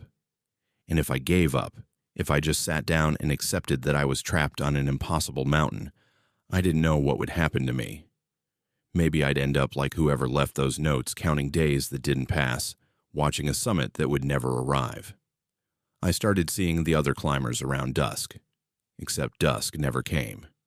The light just gradually dimmed without the sun moving, as if the world was slowly being drained of illumination. They were scattered across the slopes in every direction, tiny figures in the distance, all climbing upward, all wearing outdoor gear similar to mine, all alone in the Pennsylvania mountains. I tried calling out to them. My voice seemed to die in the air, muffled and flat. None of them responded. None of them even paused. They just kept climbing with steady mechanical movements. And I realized with growing horror that they weren't making progress either. Like me, they were climbing in place, eternal motion with no change in position. One of them was closer than the others, maybe 100 yards away. I decided to try to reach them to see if they were real, if they could communicate. I started toward them, abandoning the summit approach for the first time, moving laterally across the slope. The distance between us didn't change. I walked for 30 minutes, watching them the entire time, and they stayed exactly 100 yards away. Same distance, same angle, same rhythmic climbing motion. I stopped, and they stopped. I started again, and so did they, perfectly synchronized. Then I noticed what they were wearing. A blue jacket, same color and style as mine. A gray backpack, same model I was carrying. And when they turned slightly, adjusting their grip on the slope, I saw their profile. It was me. I was watching myself climb, watching from 100 yards away, as I repeated the same motions I'd been making all day. And when I looked around at the other climbers visible in the dimming light, I realized they were all me. Dozens of me, hundreds maybe, all trapped on the same slope, all climbing toward the same summit that would never arrive. My GPS chimed, an alert I'd set to go off. When I reached 3,200 feet, I was close to the summit, according to the elevation. Less than 50 feet to go. I looked up. The summit was still a quarter mile away, still at the same angle, unchanged. I'm writing this on the back of my trail map, using the last of my phone's battery for light. I don't know if anyone will ever find it. I don't know if there's anything to find, or if I've been absorbed into this mountain's geometry, just another echo of myself, trapped in an endless climb. The other versions of me are getting closer. I can see them more clearly now in the gathering darkness that never quite becomes night. Some look fresh, newly trapped. Others look gaunt, desperate, like they've been climbing for weeks. And some don't look quite human anymore, just shapes in the right clothes, moving with the right motions, but empty somehow. Hollow. My GPS says I'm at 3,247 feet, the summit elevation. I've been at the summit for hours, maybe days, but I can still see it above me, a quarter mile away, always just out of reach. Maybe the note was right. Maybe the summit isn't a place but a state, and I've been there since the moment I first saw it through the trees this morning. If you're planning to climb in the Alleghenies, if you see an unmarked peak in Pennsylvania that doesn't have a name, that looks isolated and challenging and perfect for a solo summit, please don't. Turn back. Choose a different mountain, a different challenge. 'Cause some peaks don't want to be climbed. They want to be approached eternally by climbers who will never reach them, but will never stop trying. I can see the summit. I've always been able to see it. I think I always will. The climb continues. The climb never ends. And somewhere on this impossible slope, another version of me is just starting up through the hardwoods, checking a GPS, seeing the summit for the first time, not knowing yet that they've already reached it. The cabin was empty when I arrived. So why do I hear someone walking around every night at 2:47 a.m.? My name is Nova, and the rental near Gatlinburg came with an occupant the listing never mentioned. I booked the place through one of those vacation rental apps, the kind tourists use for Smoky Mountain getaways. But I wasn't on vacation. I needed somewhere quiet to finish a novel that was 6 months overdue, and the cabin had 5-star reviews, affordable rates, and most importantly, peaceful and private. You'll have the whole place to yourself. That last line was in every review. The cabin sat at the end of a gravel road about 20 minutes outside Gatlinburg, surrounded by dense woods on 3 sides with a view of the mountains from the back deck. 1 bedroom, small kitchen, living area with a stone fireplace. The owner left detailed instructions. Key in a lockbox, Wi-Fi password on the fridge, trash goes out on Thursdays. Everything was spotless when I arrived on a Monday afternoon in early September. Fresh linens, vacuumed floors, not a speck of dust anywhere. I settled in quickly, unpacked my laptop, stocked the fridge with groceries, set up my writing space at the kitchen table facing the window. By evening, I was comfortable enough to start working. The first few days were productive. No distractions, no interruptions, just the quiet hum of mountain solitude and the click of my keyboard. On the 4th morning, I noticed the boot prints. Muddy tracks across the living room floor, leading from the front door to the bedroom and back again. Large prints, men's work boots, the kind with deep treads. My first thought was that someone had broken in while I was sleeping, but the door was still locked from the inside, chain engaged. The windows were secured. No signs of forced entry anywhere. I cleaned up the mud, assuming I'd somehow tracked it in myself and not noticed. But that night, lying in bed around 2:30 a.m., I heard it. Footsteps. Heavy, deliberate footsteps walking through the cabin, from the front door to my bedroom door, stopping just outside. I could see the shadow of feet blocking the light gap under the door, and then the footsteps walked back to the front of the cabin and stopped. I didn't move. I barely breathed. After several minutes of silence, I got up and checked. The main room was empty. But there, across the floor, were fresh, muddy boot prints. Same pattern as before. Door to bedroom, bedroom to door. This time, I took photos before cleaning them up. In the morning light, I examined every inch of those prints. The mud was real, the tracks distinct. But there was no source for them. The floor around the front door was clean. No dirt or debris anywhere that could account for the mud. And the treads were old-fashioned, the kind of pattern you'd see on vintage work boots. I called the owner. She was apologetic but unconcerned. "Oh, honey, that's just the cabin settling. These old places make all kinds of noises, and the mud probably came from when the cleaning crew was there. It can hide in the floorboard cracks and work its way out." Her explanation made no sense, but she was so casual about it that I felt foolish for being worried. That night, 2:47 a.m. exactly, the footsteps came again. This time, I was ready. I'd set up my phone to record video, positioned to capture the living room. I stayed in bed, listening as the heavy boots walked their route, watching the shadows move under my door. When silence returned, I checked the phone.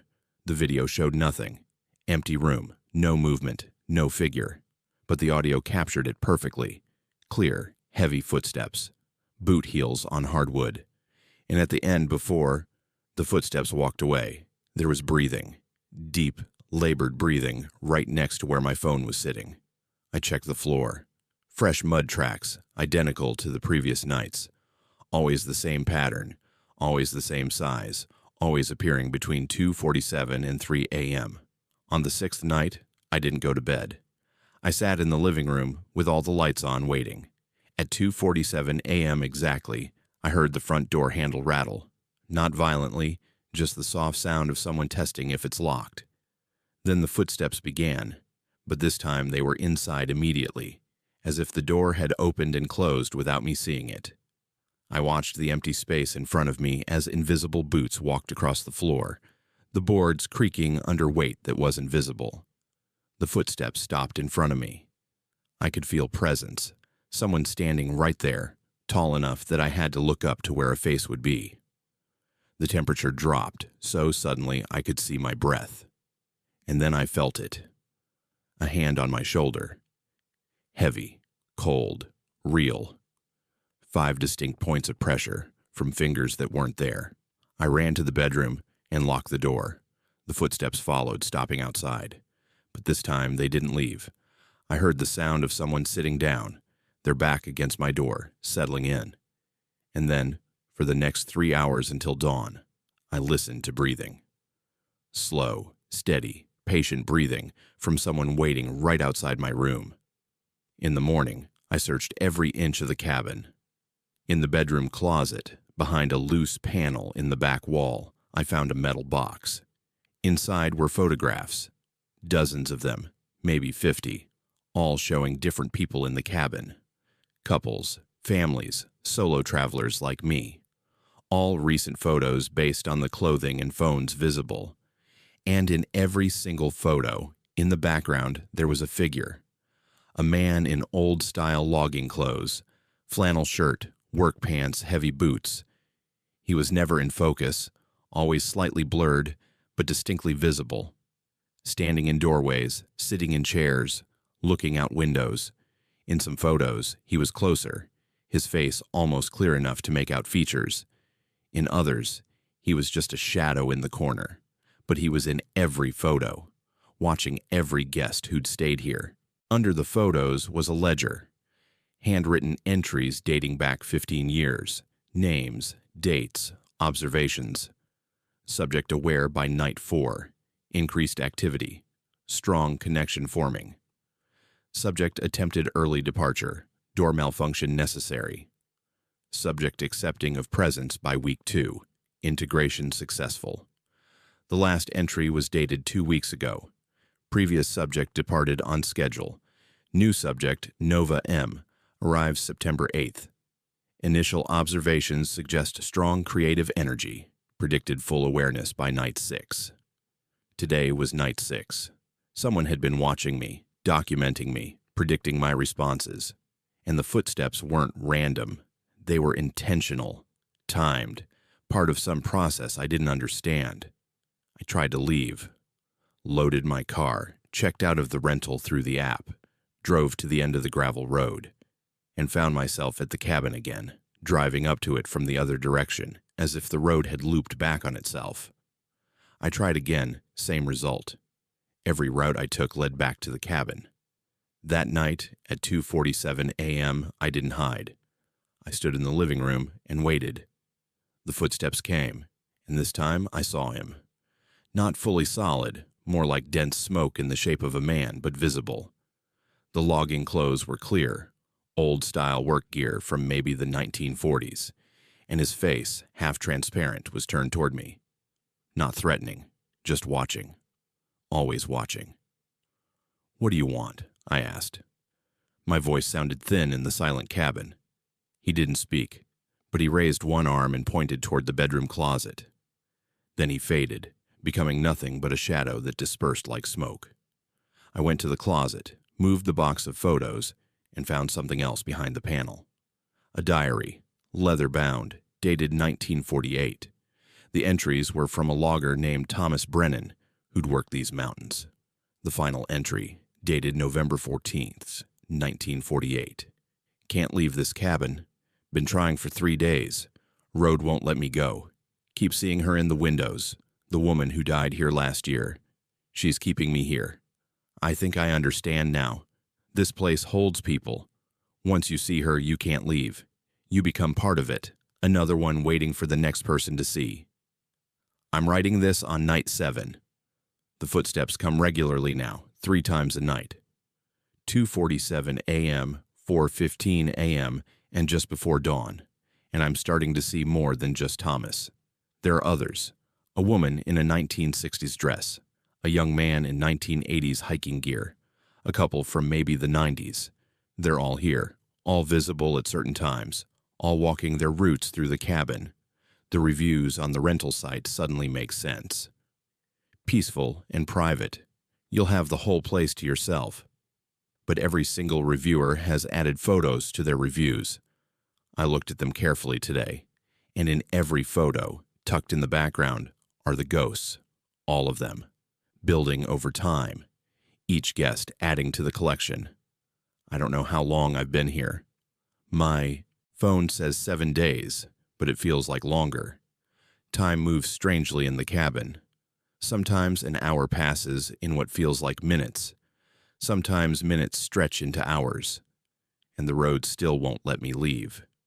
Every attempt to drive away ends with me pulling up to the cabin again. Last night, Thomas sat in the chair in the corner of my bedroom. Just sat there watching me sleep. When I woke and saw him, he didn't fade. He just nodded slowly, as if confirming something. And this morning, I found mud on my shoes, the same mud that makes up his nightly tracks. I'm starting to leave traces, too. The owner called today to ask how my stay was going. I told her everything. The footsteps, the figures, the photos, the fact that I can't leave. She was quiet for a long moment. Then she said, "The cabin has a way of keeping creative people, writers especially. It needs them. Thomas was a poet, you know. Wrote beautiful verses about the mountains. He just couldn't leave to share them with the world. None of them could." She hung up before I could respond, and I realized she's not just the owner.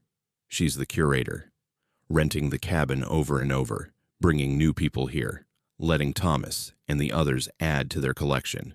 We're not guests, we're exhibits. Tonight at 2:47 a.m., when Thomas walks from the door to my bedroom, I think I'm going to walk with him. Not because I have a choice, but because I understand now. The cabin near Gatlinburg doesn't have occupants. It has residents. And once you see them clearly, once they've walked their routes enough times while you watch, you become part of the pattern. If you book this cabin, if you see the 5-star reviews and the peaceful mountain setting, look carefully at the photos in the reviews. We're all there now, in the background, walking our routes. Thomas with his muddy boots, the woman in her dress, the hiker, the couple, and soon me, carrying my laptop, sitting at the kitchen table, typing forever, in a cabin I can't leave. The rental listing is still active. I can see it on my phone. New guests booked for next month, and Thomas has started walking his route twice a night now, practicing, making room for one more ghost in the collection. The cabin was empty when they arrived, but it won't stay that way. It never does. The road I drove down doesn't exist on any map, and I'm starting to think it never did.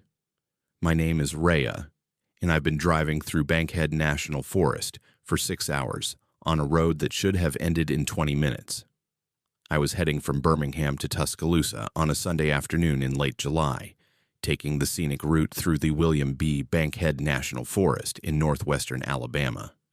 But there was construction on Highway 278, the main road through the forest.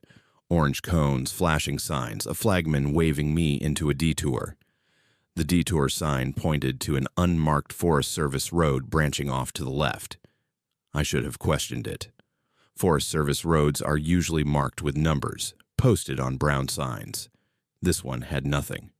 Just a gravel track disappearing into the trees, and a detour arrow suggesting it was the way through.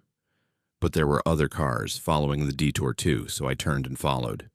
The road was narrow but well-maintained, winding through dense hardwood forest, typical of the Alabama backcountry. My GPS showed me still on 278, which didn't match reality, but GPS glitches in the mountains all the time.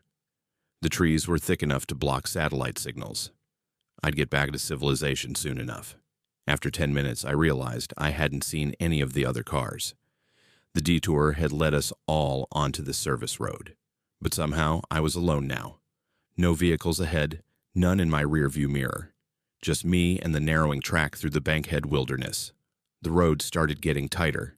Not suddenly, but gradually enough that I didn't notice at first. The trees seemed closer to the edge, branches brushing my mirrors. Then my mirrors. Then my windows, scraping along the paint with sounds that made me wince. I slowed down, but the road kept narrowing. I tried to turn around. That's when I discovered the road had closed behind me. not with a gate or a barrier, but with trees. Saplings had grown across the track, thick enough and tall enough that I couldn't tell there had ever been a road there.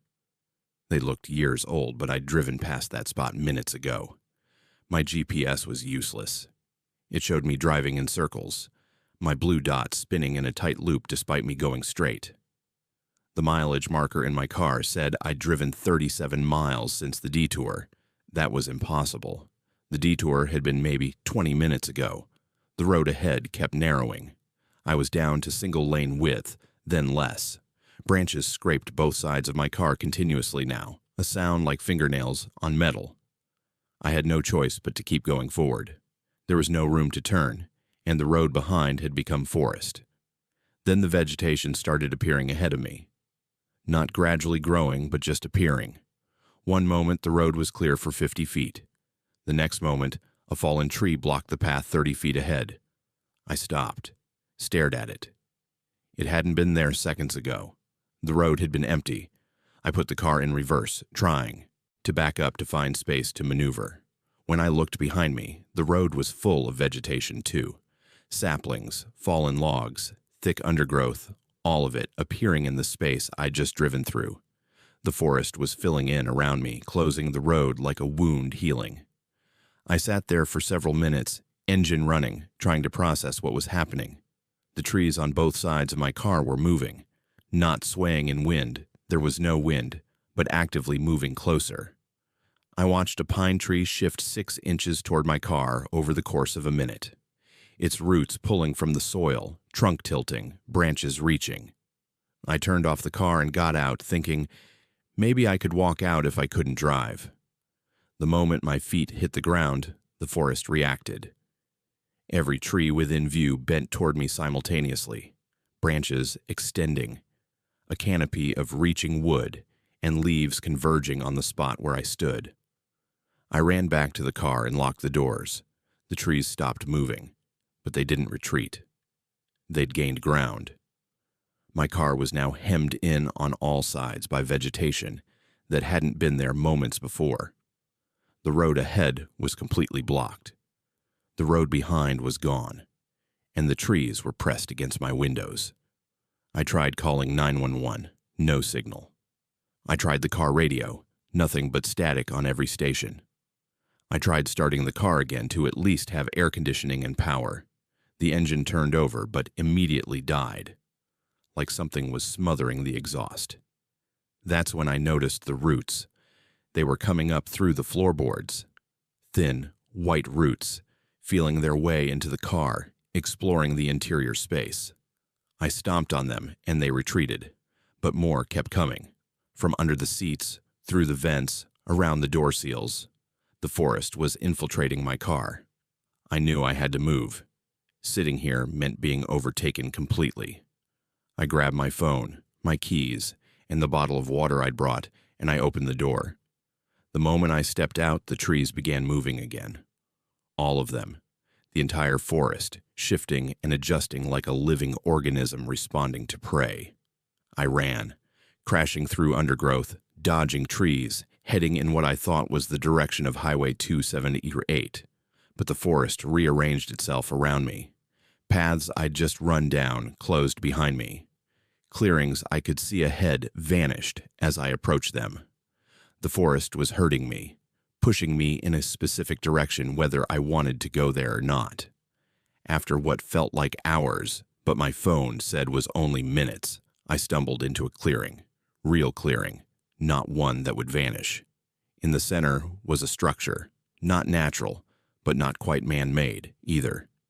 It looked like a shelter built from living trees that had grown together, their trunks and branches woven into walls, and a roof that was still green and growing. Inside the shelter were belongings, backpacks, hiking gear, car keys, phones, dozens of sets from different eras. Some items looked decades old, others recent, all of them marked with the same symbol, a tree with roots shaped like grasping hands. I heard something then, movement in the forest around the clearing, not wind, not animals, something large moving between the trees, keeping pace as it circled. I never saw it directly, but I saw the trees react to its passage. They bent and swayed, creating a path for something that moved on a route of its own, something the forest served. My phone buzzed.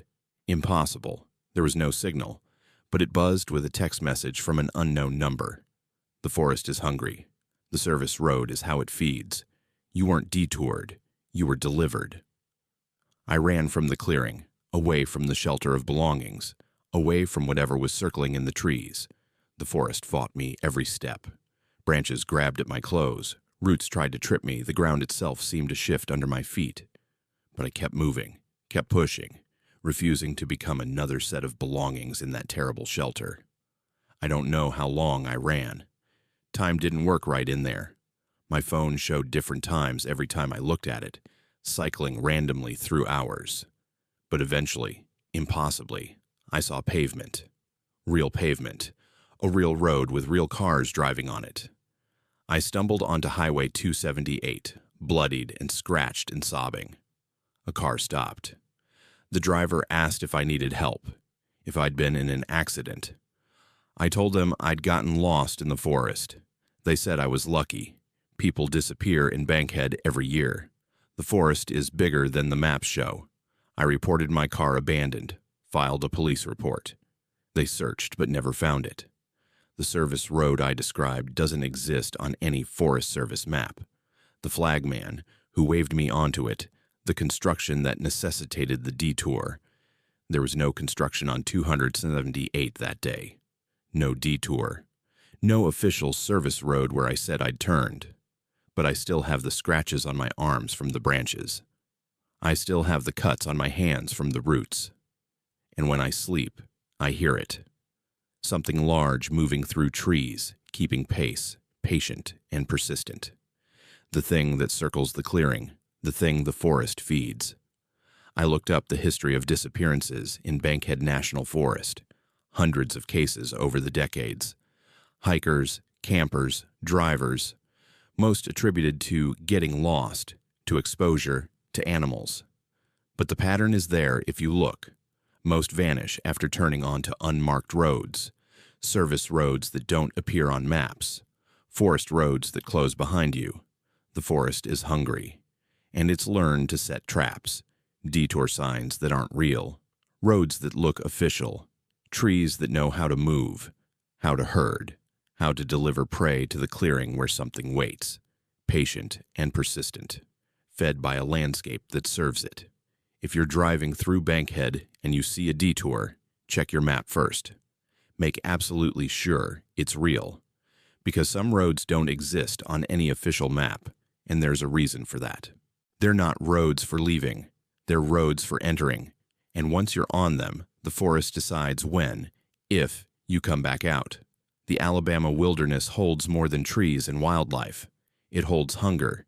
And every unmarked service road is an invitation to something that's been feeding for longer than the Forest Service has existed, longer than the roads have been paved, longer than anyone can remember. The forest was here first, and it remembers what it used to eat before humans built their highways and forgot to fear the spaces between them.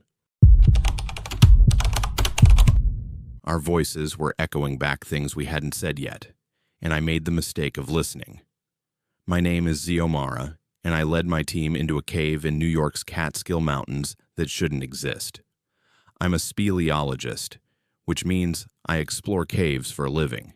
Academic research mostly, mapping undocumented systems, studying geological formations, collecting data for universities and conservation groups. My team consists of 3 other people, all experienced cavers with hundreds of descents between us. We'd been exploring the Catskill region for 2 weeks, following local reports of an unmapped cave system in the mountains near Hunter. The entrance was hidden behind a waterfall, exactly where the old surveyor's notes said it would be.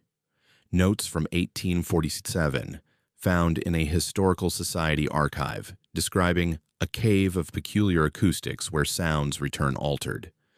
The surveyor hadn't gone far inside, claiming the echoes were unnatural and disturbing. But 1847 was a different era. People were superstitious. We had modern equipment, experience, and scientific minds. We entered on a Tuesday morning in mid-April, the five of us roped together, headlamps bright, ready for a standard mapping expedition. The cave entrance was large enough to walk through upright, the walls smooth limestone worn by centuries of water flow. Our voices echoed normally at first, bouncing back with that characteristic cave reverb that sounds like someone is always behind you. 20 meters in, we reached the first chamber. It was massive, maybe 50 meters across, the ceiling lost in darkness above our lights. Stalactites hung like frozen waterfalls. Stalagmites rose like ancient pillars. Beautiful, textbook geological features. We set up our first survey station and began taking measurements.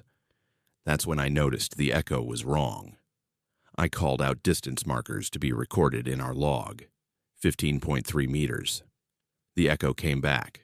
15.3 meters. 16.7 meters. The second number was something I hadn't said. One of my team members asked if I'd made a mistake, but I knew what I'd said, and the echo had added something. We laughed it off. Cave acoustics can be strange, sounds from different parts of the system bouncing in unexpected ways. Maybe someone else had spoken and I'd missed it. We continued deeper, following a narrow passage that opened into a second chamber, this one smaller but with multiple branching tunnels. Here, the echoes got stranger. Our footsteps came back multiplied, as if a dozen people were walking instead of 5. Our breathing echoed as whispers, sibilant and urgent. And our voices started returning wrong. Not just added words, but entirely different sentences. One of my team members, a woman I'd worked with for 3 years, called out, "Chamber depth approximately 12 meters." Her echo returned, "Don't go deeper, they're waiting below." She stopped mid-stride, her face pale in the headlamp light.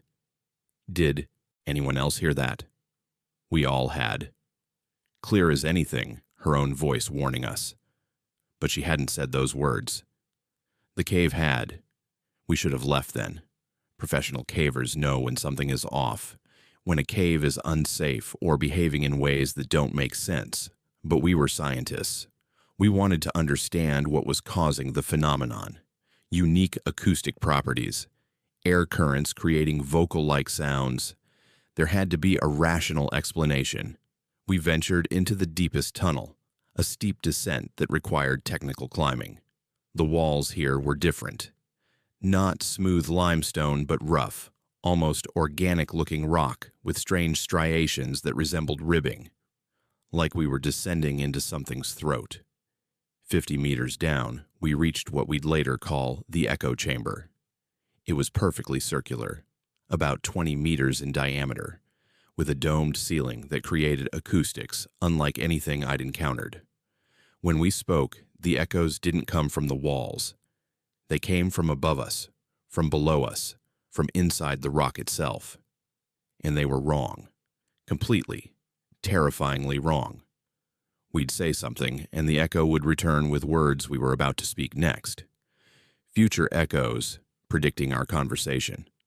One of my team members said, "This is impossible." And the echo returned, "We need to leave now before it's too late." 5 seconds later, he said exactly that. "We need to leave now before it's too late." The echo had predicted his words. We tested it. I opened my mouth to speak, and before I could make a sound, my echo said, "Testing to see if it knows what I'll say." Then I said those exact words, the sentence forming in my mind only after hearing myself say it. The cave was echoing our thoughts before we voiced them. One of my team started hyperventilating. Her echoes came back as screams she hadn't made yet. 5 minutes later, she was screaming, the terror finally catching up to what the cave had already broadcast. We tried to calm her down, but the echoes were making it worse. Every reassuring thing we said came back twisted, threatening, wrong. That's when we noticed one team member's echo wasn't returning at all. He'd speak, and there would be silence. Just dead air, where his echo should be. He noticed it too, growing quieter, more withdrawn. "Why can't the cave hear me?" he asked. Nothing came back. The question fell into acoustic void. We decided to leave, immediately. But when we tried to retrace our path, the tunnel we'd descended had changed. Not physically. The rock was the same, the formations identical. But the direction was wrong. Climbing back up, we found ourselves going deeper. The echoes confirmed it, our future selves shouting warnings about descending further. But we were climbing. The cave had rearranged itself, or our perception of it, or the very concept of direction inside its darkness. For hours, we tried to find the exit. Every tunnel led down. Every passage opened into deeper chambers, and the echoes grew worse. We'd hear conversations we'd have in 10 minutes, 20 minutes, an hour, arguments, accusations. The breakdown of our team dynamic played out in advance by our own voices, bouncing back at us from stones that knew our future. The team member, whose echoes had stopped speaking entirely, was walking at the back of our group. None of us were looking at him, following our lights and our ropes. When we finally turned around to check on everyone, he was gone. Just gone. The rope he'd been clipped to was severed, the end of it lying on the cave floor. We called his name. The echoes brought back his voice, not from him, but from deeper in the cave. He was saying our names, begging for help, describing something in the darkness that was coming for him. But these were future echoes, things he would say, or had said, or was saying in some other timeline the cave had access to. We found his body 3 hours later in a chamber we'd mapped earlier that day. Impossible, because we'd been ahead of him on the rope. He couldn't have gotten there first, but there he was, and he'd been dead for days based on decomposition. Days. We'd only been in the cave for 8 hours. The woman who'd been hyperventilating broke then, completely. She started running, ignoring the rope system, ignoring our calls. Her echoes ran with her, all of them screaming different things, different warnings, different pleas.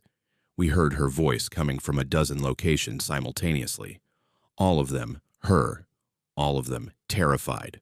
All of them diverging into different timelines, or different versions of the same nightmare. 3 of us left now, me and 2 others. We huddled together in what we hoped was the original chamber, trying to orient ourselves, trying to make sense of how time and space were working in this place. That's when the echoes started coming before any sound at all. We'd be silent, not speaking, barely breathing, and we'd hear ourselves having conversations, full exchanges, arguments, decisions about which path to take. And then, minutes later, we'd have those exact conversations speaking the words the cave had already broadcast. The cave wasn't just echoing sound, it was echoing time. Or we'd entered a space where cause and effect had become non-linear, where echoes existed before their origins, where the future had already happened, and we were just following the sounds it had left behind. One of my remaining team members looked at me and said, "I'm going to die here." His echo didn't return, just silence, like the first team member who'd disappeared, like the cave had stopped recording his future because he didn't have one. He knew it too. We all did. He unclipped from the rope and started walking toward one of the deeper passages, not running, not panicked, just walking with terrible calm. I screamed for him to stop. My echo came back. "Let him go. You can't save him. You couldn't save any of them." I hadn't said those words yet, but I knew I would. And I did 5 seconds later, the horrible truth forcing its way out of my mouth after I'd already heard myself say it. 2 of us left. Me and 1 other person, a man I'd caved with for 5 years, someone I trusted with my life. We looked at each other in the headlamp light and simultaneously heard our own voices. "I'm sorry. I have to leave you behind to survive." Both of us, at the same time, hearing ourselves say we'd abandon the other. We made a pact then, not to speak anymore, not to give the cave any more material to twist. We'd navigate out in silence, following the rope, trusting our equipment and training. No words, no sounds, no future echoes to fulfill. For 3 hours we climbed in absolute silence. And we heard everything anyway. Our future conversations, our recriminations, our accusations of cowardice, our desperate pleas for forgiveness. The cave spoke for us, our voices echoing from ahead, behind, above, below. It knew what we'd say even if we never said it. It knew what we'd do even if we never did it. It was broadcasting all possible versions of our escape, all the timelines, all the outcomes. In one timeline, I left him behind and escaped alone. In another, he pushed me into a crevasse to lighten the rope. In another, we both made it out but never spoke again. In another, neither of us survived. The echoes overlapped, a chorus of every version of ourselves that might exist, all of them playing simultaneously in the dark. I don't remember which timeline I'm in now, the one where I made it out, or one where I'm still down there, hearing the echo of myself, writing this, fulfilling the future the cave already recorded. I'm writing this 2 weeks after the expedition, or what I believe was 2 weeks. Time feels wrong now. Sometimes I hear my own voice before I speak. Sometimes I see myself in mirrors before I've moved. The cave did something to my relationship with causality. They never found the others. The cave entrance we'd used had collapsed, or closed, or never existed. The surveyor's notes from 1847 were gone from the Historical Society archive, like the cave had erased itself from all records, all timelines, except the one where it had already taken 3 people and damaged a 4th. I hear them sometimes, my team members, their voices echoing in rooms with no caves, in buildings with no acoustic anomalies, in open air where echoes shouldn't exist. They're calling my name, asking why I left them, describing what they're seeing in the darkness, future echoes, or past ones or present ones, from a timeline where they're still alive, still trapped, still waiting for rescue that already failed before it began. Our voices were echoing back things we hadn't said yet, and I made the mistake of listening. I heard my own future, all possible futures, and I can't unhear them. Every word I speak now, I've already heard myself say. Every action I take, I've already heard myself describe. The cave taught me that echoes don't follow sounds. Sometimes they precede them, sometimes they are them, and sometimes, in caves of peculiar acoustics, the echo is all that's left of a person, playing on loop in the dark, waiting for someone else to hear their future and make the same mistake I did. If you find unmapped caves, leave them unmapped. Some places exist outside of time for a reason, and some echoes should never be answered, especially the ones that know what you're going to say before you do. There's a man who's been on fire for over a century, and he's been following me for 3 days. My name is Sage, and I learned on a Maryland mountain trail that some flames never go out, and some debts are never paid. I'm a long-distance backpacker, the kind who does sections of the Appalachian Trail every year, chipping away at the 2,190 miles 1 week at a time. This August, I was tackling a remote section through Maryland's stretch of the trail, from Penmar to Harper's Ferry, about 40 miles of moderate terrain that usually sees fewer hikers than the more famous sections. I started on a Thursday morning, pack loaded with 5 days of supplies, planning to camp at designated sites along the way. The weather was perfect. Warm summer air, lush green foliage, clear skies. The kind of hiking that reminds you why you love the mountains. On the first day, around mile 8, I saw him. Just off the trail, maybe 30 feet into the trees, standing perfectly still. A man-shaped figure, and he was burning. Not engulfed in flames, but covered in them, fire rippling across his body like a living coat. I stopped, frozen, my brain struggling to process what I was seeing. He didn't move, didn't react to the flames consuming him, just stood there, facing the trail. I blinked hard, rubbed my eyes. When I looked again, he was gone. Just empty forest where the burning figure had stood. I convinced myself I'd imagined it. Sunlight through leaves creating patterns, heat shimmer from the August warmth playing tricks on my vision. I hiked on. That night at the shelter, I met 3 other backpackers. We shared the 3-sided structure, cooking dinner together, swapping trail stories. I mentioned seeing something strange, a trick of the light that looked like a burning person. One of the other hikers, an older man who'd been hiking this trail for decades, went quiet. "You saw the burning man," he said, not as a question. "First sighting is always about 8 miles in from the northern access. He's been there since 1889, or so the story goes." I laughed, assuming this was typical trail folklore, the kind of ghost stories hikers tell to pass the time. But the old man wasn't smiling. "Lightning strike," he continued. "Man whose name is lost to time. But the story is, he was struck by lightning on this section of trail. Back then, it wasn't a maintained trail, just a mountain path. Lightning hit him during a summer storm and he burned. Burned for 3 days before anyone found him. By the time they did, he was dead, but the witnesses said his body was still smoldering, like the fire wouldn't let him go." The other hikers were quiet, the atmosphere in the shelter suddenly heavy. The old man poked at our campfire. "They say he walks the trail still, and if he shows himself to you, he keeps getting closer each time you see him. On the first day, he's in the trees. Second day, he's near the trail. Third day, he's on the trail. And if you see him a 4th time..." He trailed off, shaking his head.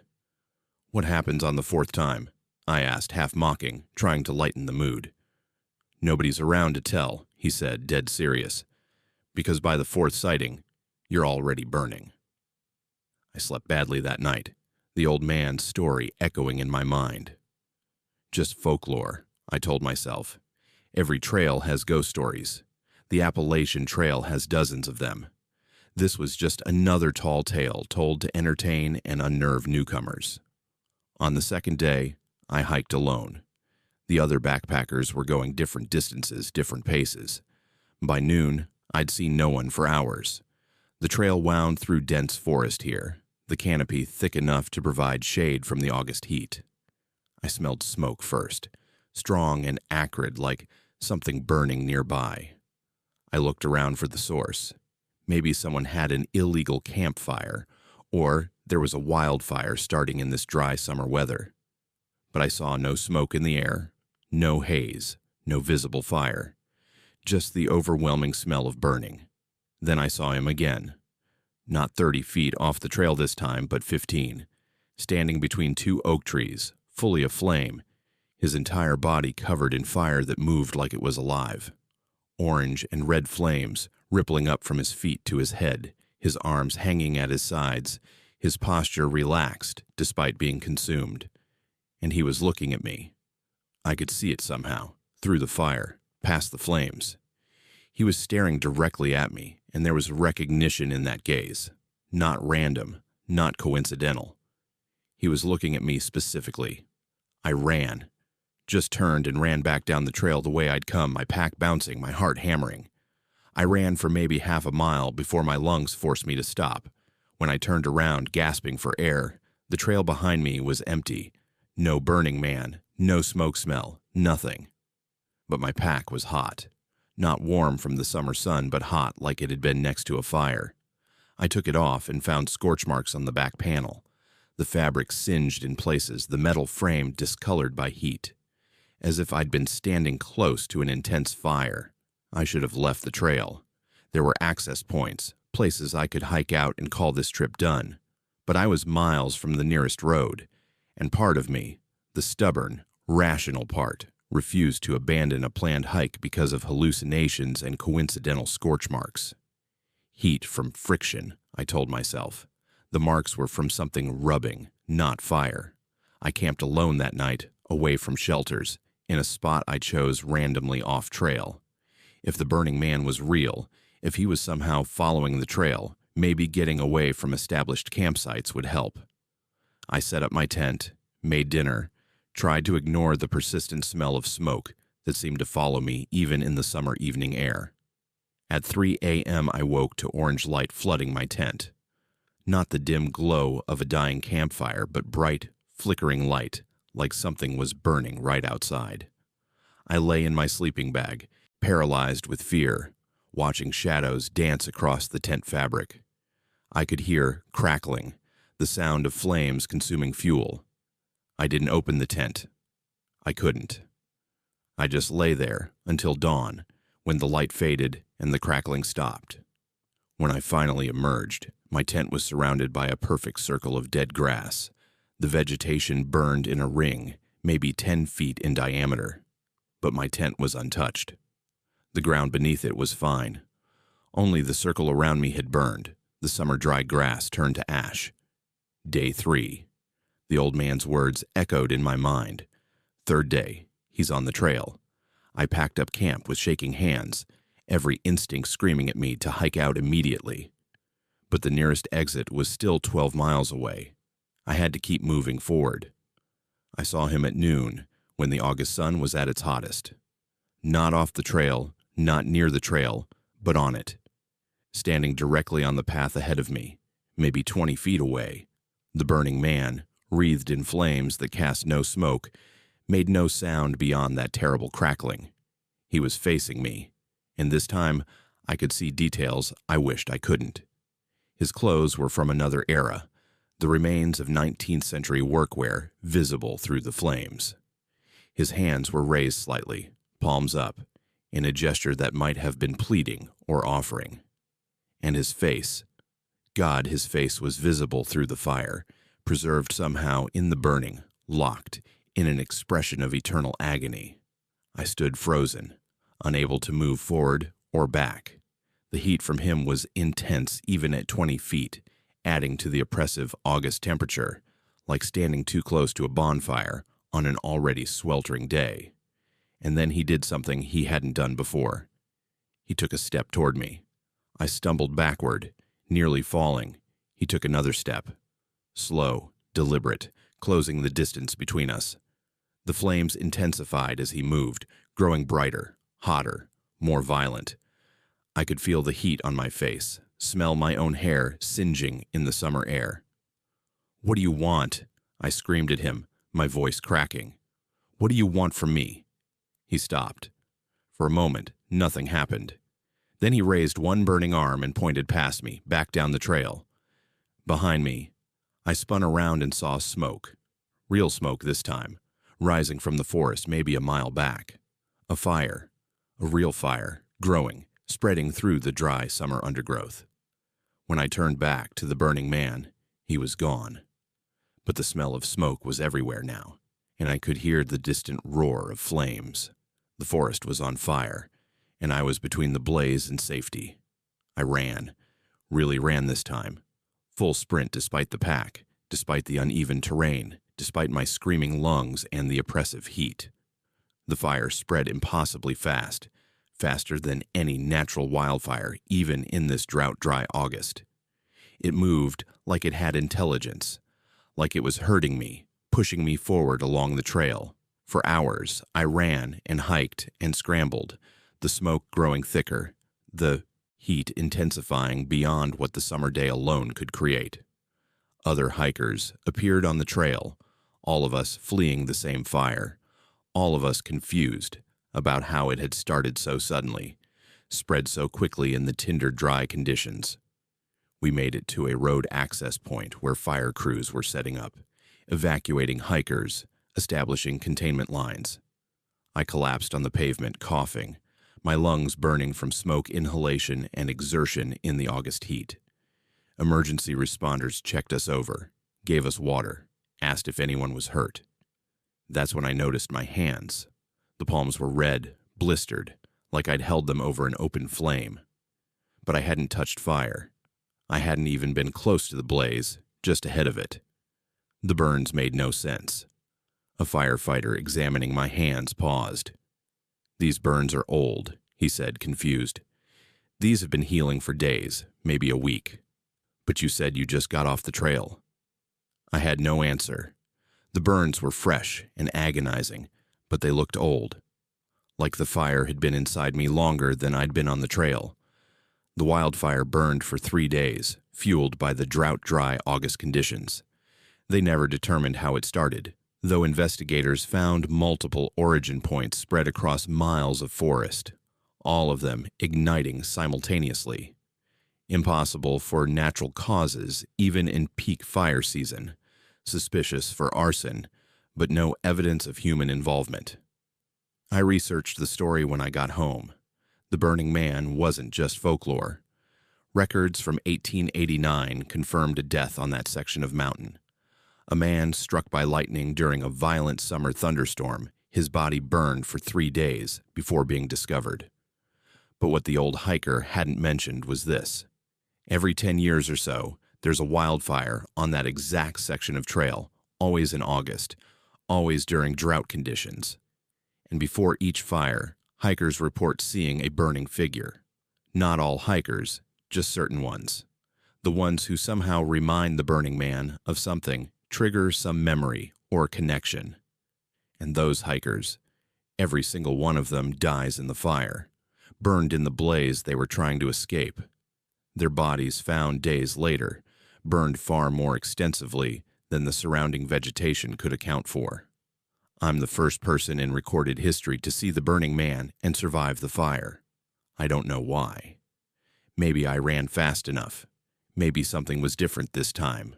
Or maybe I didn't survive. Maybe I'm still on that trail, burning, and this is just what burning for 3 days feels like. An eternity of believing you escaped. The burns on my hands never fully healed. They scar in patterns that look like flames. And sometimes, late at night, even in the heat of summer, I smell smoke. Not from outside, but from inside, like something in my chest is smoldering, waiting to ignite. If you hike the Appalachian Trail through Maryland, especially in August, when the forests are dry and the heat is oppressive, if you see a figure in the trees who seems to be on fire, don't stop to look. Don't wait for a second sighting. Just leave, get off the trail immediately, and don't come back, because some fires burn forever, and some men are still dying, 3 days at a time, waiting for someone to join them in the flames. The summer heat only makes it worse, the August drought feeding something that's been hungry for over a century. If you want to hear more terrifying true stories from the Appalachian Mountains and beyond, subscribe to Haunted Fears on YouTube. New horror stories every week that will keep you up at night. Don't explore the dark alone. Let Haunted Fears be your guide through the most terrifying tales from America's wilderness. Hit that subscribe button if you dare, and remember, the stories are real even when you wish they weren't.